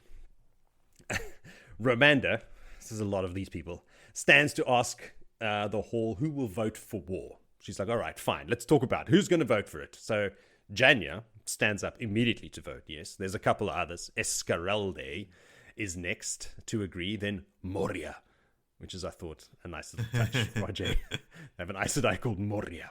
Lorel and Sammerlin and Malland of the Greens. So there's, some people. Then more and more, including Kwamesa, and Delana stands as well, which makes me think that Delana was ordered to just go along with whatever Egwene says. I could be talking out of my butt here, but it is, I think Delana doesn't actually know, and she's feeling sick because she doesn't know that if she's going to do the right thing or not. She doesn't know what her orders are in this very specific instance. So that's why she's feeling so sick about it. Well, anyway, there's only 10 people, 10 sitters in total that vote, and that is not enough, apparently. Then old Moria, she speaks up.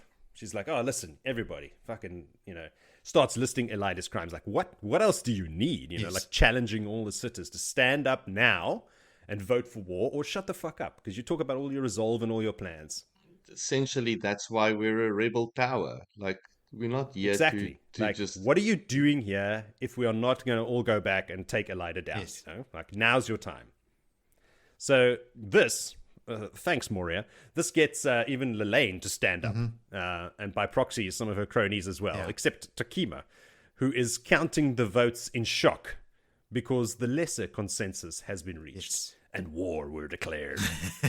So, had to put that in there. Yeah. So that's it. Apparently, all you need is the lesser consensus, and it's done. So Egwene's like, whew, little sigh of relief. But she asks for the greater consensus to stand. This is, a ritual. It is for the sake of unity. It's not necessity. But she doesn't get it. Romanda's like, you're not going to get it. You're not going to get the greater consensus here. She's happy to tell her. And she's like, all right, so now this has been done. Let's move on, because I've got my own meeting points that I want to talk about. But Egwene's like, no. You need to shut up. Takima, why don't you tell these lovely ladies all gathered here today, what does the law of war say about the Amyrlin Seat?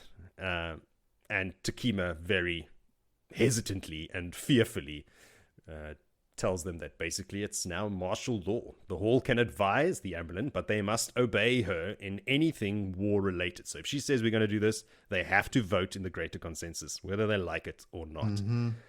Delana promptly vomits on the carpet. Yep. So maybe you're right, Moritz, that she was feeling sick and now she's realized, oh shit, she voted wrong. This is not the plan. No, Halima's not going to like this. Who knows? Oops. So everyone else sits down sits there in shocked silence until Lelaine breaks it with a very clever. She goes on basically, so tell us your plan, oh mighty warlord Egwene. And Egwene just puts that cow in her place right away. It's like, you will speak to me with respect, or I will unseat you and I'll give you a penance as well. And the smile is wiped right off her face.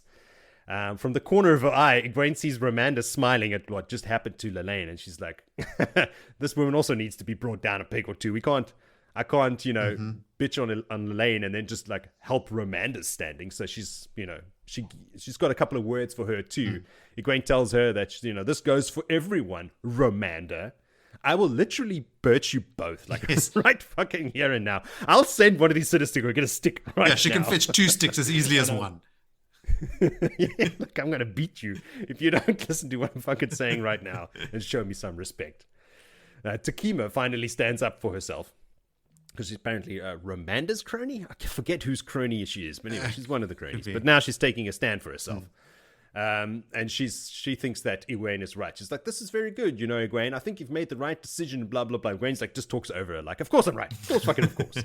And she just announces to everybody that's seated over there, like, in 1 month from now, we will travel, capital T, to Tarvalon, and the siege will begin. End of chapter. I have spoken. Mic drop. The end. So good. So good. It's done, guys. It's done. I remember this whole thing going down in Saladar.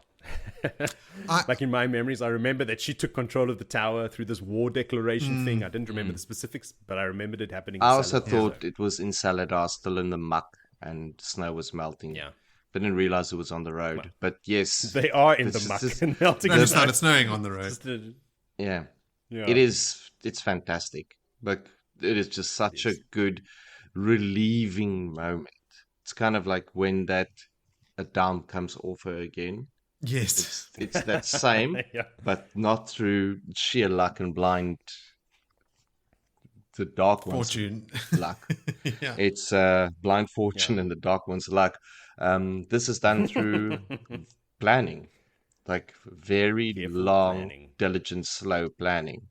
Although Takima sees what's coming. She knows Egwene is angling for war because it will give Egwene absolute power. And she doesn't say anything. She holds back until the vote. She doesn't vote to declare war, but she holds her tongue. She doesn't say, everybody, just so you know, if you vote for this war, our power goes away. So, I mean, I think Egwene did get lucky in some ways. Like, Takima could have derailed the entire thing could have hinged on that moment. And if Takima spoke up, it would have Takima is aligned with Ramonda, and Ramonda has been bullying her own people into That's submission. what I'm thinking. And it was kind of like, okay, I'm thinking they just had I know exactly where this is going, but it's maybe time for a regime change of this, because this two-headed spear that we have is not as strong as one unified, strong spear, and this is maybe what we need.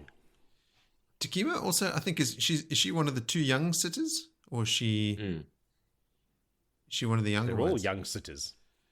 Not all of them, no.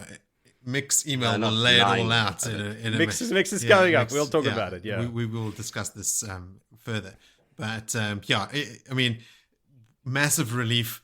All the build up and the sort of the hints at like, here we go, like, oh, we're out on the ice and time to roll the dice and coiled spring and like nothing can go wrong now.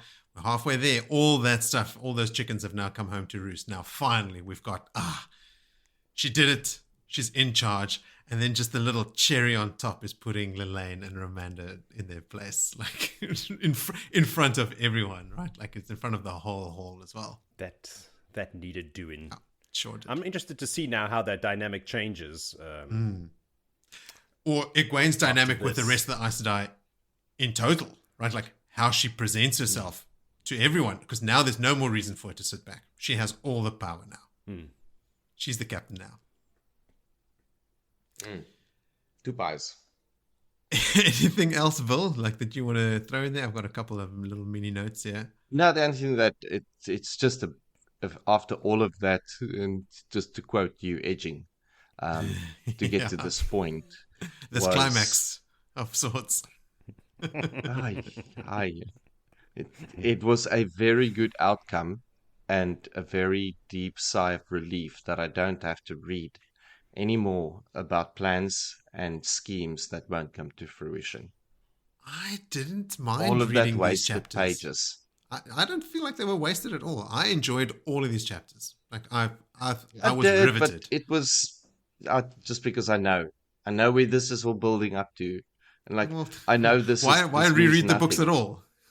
Oh, then again, you don't actually know how it ends. This one. Not a valid argument.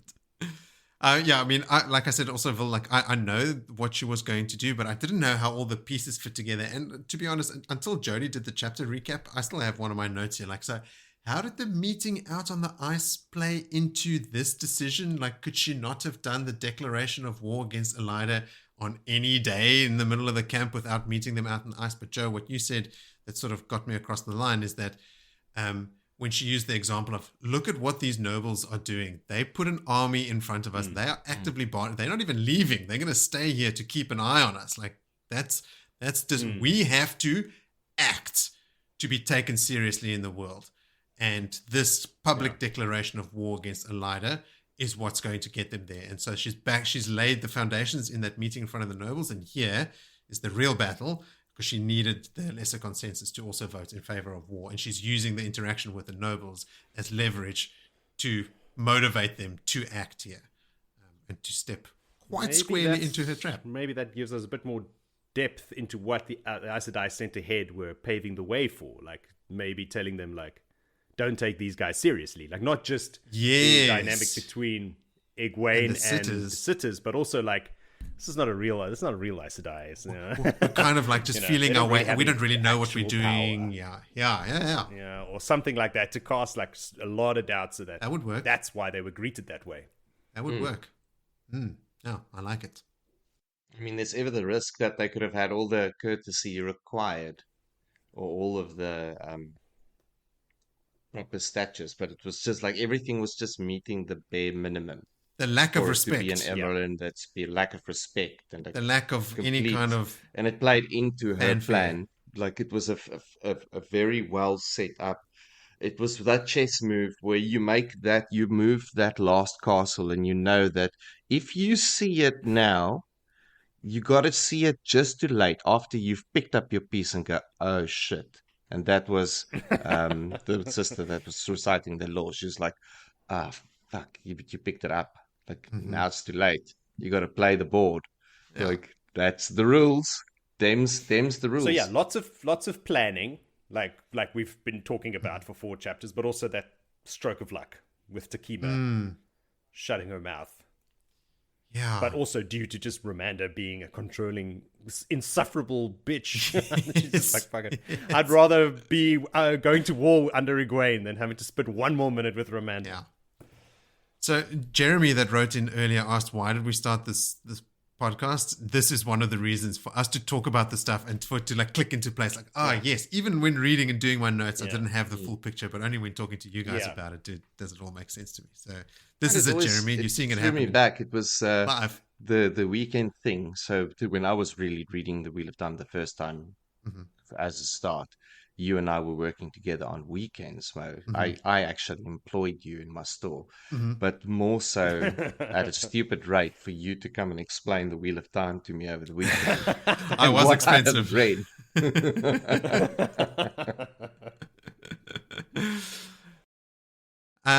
Any other contributions, Willem? Nah, I mean, I'm happy we got there. I'm looking much more forward to what's flowing after this moment now.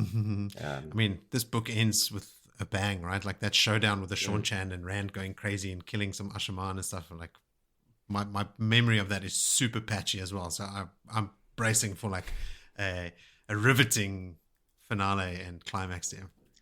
But yeah, this is the big hurdle. This is a big roll over the top now. It's a huge moment. The power play.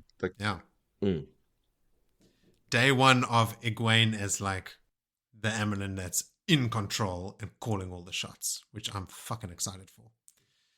And again, that 9 sitters, the 9 young current sitters that's there, is also going to all of a sudden be exposed to a whole different gameplay.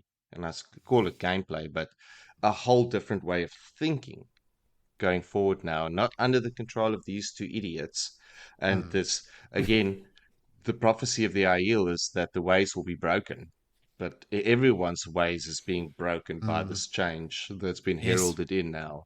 And it's even in the tower. The tower was broken, and in the tower breaking, their ways were broken. Isn't there some reference in the prophecies of the dragon of like a plow tilling the earth or something, like he's gonna fuck everything up before it can grow again?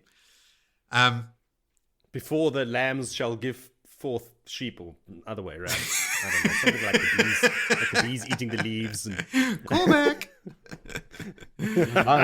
That's Jody's. Joe, you hinted at this earlier, but Sheriam is shifting in her saddle, and Egwene thinks it's from the riding, but Sheriam's been beaten up. I think she took a couple of hits. Yeah. If she was face down on the bed, she's probably like her whole back and butt and legs are probably beaten raw. That quote from Gareth Bryan, Joe, is, "Whatever tonight's business is," he said finally, "remember that you have 30,000 men and Gareth Bryan behind you. That should count for something, even among Aes Sedai. Until tomorrow, mother." Like, yes, Gareth. Stoked. He's on our side. He's really cast in his lot with Egwene. How much of a role does Swan play in that? all of the role. Okay. All of the role. I suppose you would think him of a good judge of character, and him throwing his lot in with Swan, whether it was just pure chance of it happening, or then realizing what it is, making it go gut feeling. He's and he would think that she's got a good character assessment with aligning with Egwene, and that I think plays pivotal into him sticking to that. Like, the little like, I'm yours, mother. All of the little bits of like planting that, hey, I need you to see that you're young in this, but I am here. You're like, you have an army behind you. Yeah. There's not going to be you making a decision and then there's going to be Ramonda saying, well, I control the army, and then you got a typical armed coup of the Tower 2. That sounds like a movie. And he also doesn't play games, like he is straightforward, solid, reliable, and he tells Egwene straight, I'm your man. I had a light bulb moment here as well, just trying to figure out, like, why would he choose Egwene over Elida, and then remembering he spent 20 years in Cameron with Elida. He knows exactly who she is. she's got to go. That. Whoever's taking her down, I'm with him. He knows. He's seen it all. Because I don't think it's all Swan, but that is a major motivation for him to stay close to her and then be in Saladar, and then to stay in Saladar. And to observe. He needs a reason to stay. So, like, hey, build us an army. I was like, well, okay, then. I can do that. I know how to do that. That was my job. And also off page, I mean, Swan and Gareth are having loads of interactions that we're not privy to. So I bet some stuff is spilling out from Swan as well about, like, that talking about Egwene. I think Swan deep down likes Egwene, and some of that would have spilled over. So he likes her too. Swan has been showing her Swan, and he hates fucking Elida. So lots of reasons. Yeah. Does Swan's appetite return after she makes peace with the fact that she has feelings for Gareth, and now has said as much openly? Because she just sits staring at her food, and you said it, Jonah, like, now that all the stuff is out of the way. But I think it's the first time she's actually said out loud or admitted to herself and to someone else, which like really like puts her in it, that she has feelings for him. And then suddenly she's like, oh yes, I'm hungry, and then eats. Perhaps she got rid of her block. Yes. Her human block. Yeah. Egwene still uses the rosebud exercise as she's walking into the hall. Great build up. Note here that Delana is looking like she's in bad shape. That goes without saying. And my last note was... She had no idea what to do and then chose wrong. Or chose something and she doesn't know what it's going to... Like, now I've chosen. God, now something's going to happen. This seems bad. I don't know. Yeah. I just can't handle it. That's it from me. So, have you guys picked your favorite moments? Well, it's kind of there's only one favorite moment in this whole all a build up to a big moment. It is a big Are we going to moment. do this really, Moritz? Yeah. Like, we know what the best moment is. Tell us, Jody, what is your best moment? Wait, laying down the law. The return of Nildra. The return of Nildra and Bella. Obviously Egwene. I mean, it's mine as well. Yeah, I especially liked how because Halima I knew buried Salami under the snow. That was my favorite moment.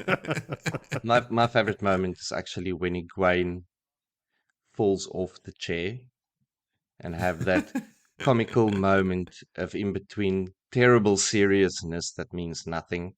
It was the icebreaker that made me really think about the structure of the torture that we're going through. As I was analyzing this torturous structure of misplots and yes. I still don't find like it was torturous at all. Like, I was very much pulled along. So if you found it torturous, I mean, that's your experience. But I didn't find it, it's not, okay, torturous is a very big word. And it's tied to emotions, and some of us are able to endure certain things and others aren't. I just struggle. I'm a very time poor person. So for me, it's an invaluable commodity to suffer through this. And especially when it's not rad shit happening, when I'm not suffering and I'm going like, yes, go team.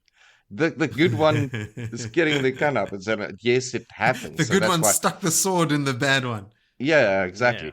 And And now all his blood's this was a coming out. lot of like bad ones dancing and learning moves and playing each other up and trying to break down your spirit in Egwene being captured again. Okay, let me read this to you and see if this resonates as a favorite moment. Very clever, Lelaine said at last in clipped tones, and after a deliberate pause added, Mother, will you tell us what the great wisdom of your vast experience tells you to do? About the war, I mean. I want to make myself clear. Let me make myself clear too, Egwene said coldly. Leaning forward, she fixed the blue sister sternly. A certain degree of respect is required toward the Amyrlin Seat, and from now on I will have it, daughter. There is no time for me to have to unchair you and name you a penance. And then later, that holds for everyone, Romanda, she said. If need be, Tiana can find 2 birches as easily as one. Romanda's smile vanished abruptly. Mm-hmm. That's beautiful. Is that your favorite? I mean, shut up, ladies. Yes, that's my favorite moment. Specifically that, like the shutdown of Lelaine and Romanda. Because hopefully now this is the end of it. Yeah, it is. They have some back end noise now, but it's more sort of wouldn't be what you can I tune it done. out. It's inconsequential now. It is just noise. I had an honorable mention as well. Talmana's and Egwene's interaction was pretty cool. I quite enjoyed that. Quite tender. The fact like she touches his arm and he nods to her in a way that she found was actually more formal than his bow, because she can see he finally goes, okay, I acknowledge you. And he calls her mother. And he's thankful that she's being very honest with him. So, really enjoyed that. A moment that stood out was the little interactions now in this planning, because you're not privy to what really is being planned by Swan and Egwene. But there's areas where Egwene is having a sort of a inner monologues, and she's like, should I let her run with this a bit further, where she's already seeing Swan as this person that can pick apart a knot, and some knots are just not worth picking apart. I may be going into fishing terminologies here because we're talking about Swan. Like you just cut the gut and sacrifice it. Or like, no, I think Swan's got this. Like, let her get this thing loose and let her loose, literally, on the knot. So that is, I suppose, a development of their trust and their unity as one. There's no division between there. It's nice to have some people that just, this is a solid unit, these two together. Totally. And they've pulled off a massive, because make no bones about it. Like Egwene, her neck was on the line, but this was Swan's plan, right?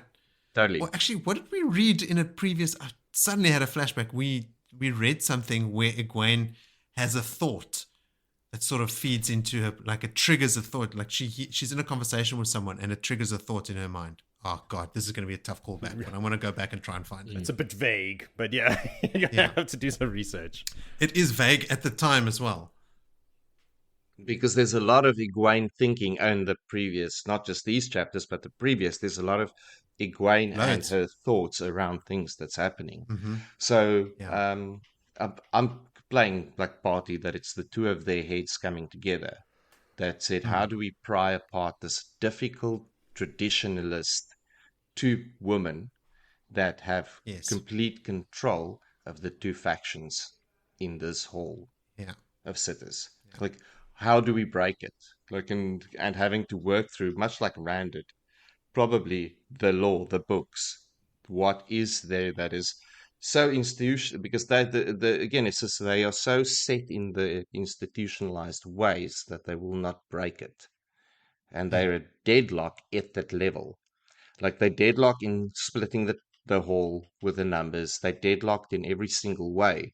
And it takes some complete other thinking to say, okay, cool, this thing is just going to knock the legs out of both of you, and then it will drop you to and the where rest you of the need hall. to be. And that's done. Everyone's on the same level. Like the hall is a non-issue now. Like the fundamental problem statement that Swan and Egwene had to solve is, how do they get Egwene complete control over these Aes Sedai so that they stop fighting her and just listen? And I mean, it was masterfully done. Well, technically speaking, they only have to listen to her on matters of war. Everything else is still the same. It's only when she's... Well, that's the only thing she's going to talk about now. So very... I was about to say, everything's related pretty all-encompassing to when you've mobilized the entire rebel force exactly. to lay siege to the White Tower. Like, everything you do is related to war. Supplies, I mean, everything. Supplies, food, sleep time curfews, that works. One more favorite moment from Mick Halverson, and I'll let him intro it himself. Hi guys, it's Mick Halverson here. Just wanted to share with you my favourite moment from these chapters, and that is the vote for war. That's my favourite moment. It's good to see Egwene start her arc to becoming a very powerful Amyrlin, and a lot of the attention here is taken over by Delana, looking pale and looking like she's going to vomit. But after my last reread of the books, after the White Tower is reunited, there's some secrets that come out. So I went back and did a big deep dive onto this chapter. And there's a lot more going on here than just Egwene kicking ass and Delana vomiting on the carpet. So the first Easter egg of this is Egwene, as she's entering the hall or the tent, that she thinks to herself, could Suan have seen a pattern in the sitters' ages? And the answer to that is yes, there's definitely a pattern going on. All right, so off the back of that voicemail, Mick also sent me a Word document attached to an email. He couldn't fit this into the email body itself. This is the second time Mick sent me one of these. It's great. So this is from Mick, right? There is a theory that the two young sitters were put in place. So I should clarify for listeners, this is not two young sitters. There aren't just two of them, but they're quote unquote sitters that are too young. Were put in place so they could be controlled by the Arger heads or easily removed once the tower is reunited. This backfired during the vote of war. When the vote for war started, the first person to vote yes was Janya Frende. She was of the Brown Arger. She was a sitter before Swan was deposed. So she's an old brown sitter from the Tower days. Okay. She was so disgusted with the illegal usurpation. What is that a word? By Elida that she left the tower. Okay. So the rest of the votes are below. Esmeralda Hamdi is the second vote. She's too young. Moria was the third vote. She's not. She's Black Arger actually. Samolin is also too young. Malland is too young. Salita too young. Kwamisa much too young. She's the youngest of them all. Eledrin too young. Barana too young. And then we start moving into so like all the too young sitters immediately got up and voted for war. Then it was Delana and then Lelaine and Lorel who come up, Lorel comes up as Lelaine votes. Faisal is a tower sitter. She does not vote. Takima is a tower sitter, so she's not one of the young ones. She doesn't vote. Ramonda doesn't vote. Magla was a tower sitter. She doesn't vote. Varilyn is a tower sitter, no vote. And Soroya, tower sitter, no vote. So the vote for war was almost completely enacted by the two young sitters. So something fucked out there. So most of the votes are by the two young sitters who are more than willing to go against Elida. So they are all, by virtue of being too young, have not had much exposure to Elida, less loyal to her, so are keen to go for it. Apart from Ramonda, there are 5 more sitters who do not vote for war. These 5 were sitters before Swan was deposed, and they are either in Lelaine or Ramonda's faction. Their reactions, although subtle, point towards their true feelings. So Faisal, tower sitter, when Samolin and Malland, the other Greens, stand, Faisal looked up with a jerk. So not very Aes Sedai, so she was shocked. Takima grimaced. Once the lesser consensus is reached, Takima grunted as if struck. So even though Takima knew where Egwene was going with this, and she held back on her vote, she let it happen. Soroya is from Ramonda's faction. She was also a tower sitter. So when the other white sitters voted yes, Soroya studied the other white sitters, tugging her ear the way she did when deep in thought. So she was surprised by that. Magla and Varilyn, both tower sitters, and at the conclusion of the vote, Lelaine votes yes and pulls up Lorel. She was surprised that it did not pull up Faisal and Takima. The 5 sitters, apart from Ramonda, who did not vote for war, were all older sitters from before Swan was deposed. After the tower split, they were all sent by their RJ heads to the rebel tower to help control the rebels and hopefully get them to return to the tower. We find this out after the tower is reunited in the Gathering Storm. They each joined either Lelaine or Ramonda's faction so they could keep the rebels in conflict with each other and prevent them from taking any decisive action. All of the 2 young sitters voted for war. So the older ones that were set there to keep them at odds with each other kept the status quo, and the 2 young sitters that the RJ heads had put in place to be able to manipulate them voted for war. So that totally backfired. So all the subtle interactions from the tower sitters are overshadowed by Delana's actions.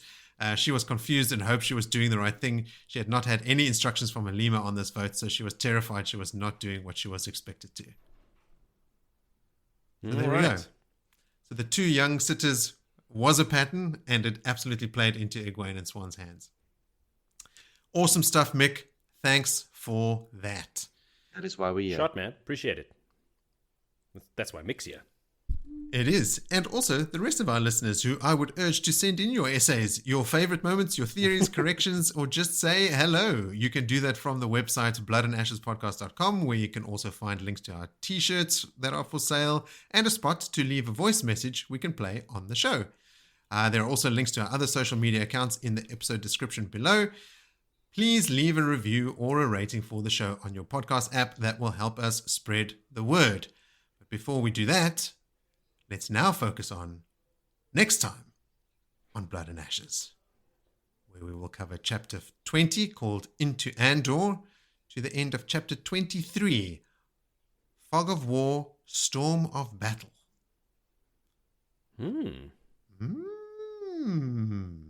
Ominous. War and battle. On the same day. Yeah, very exciting. But I guess until then, I will say to you, sleep well and wake. Cheerio, everyone. On Sweaty.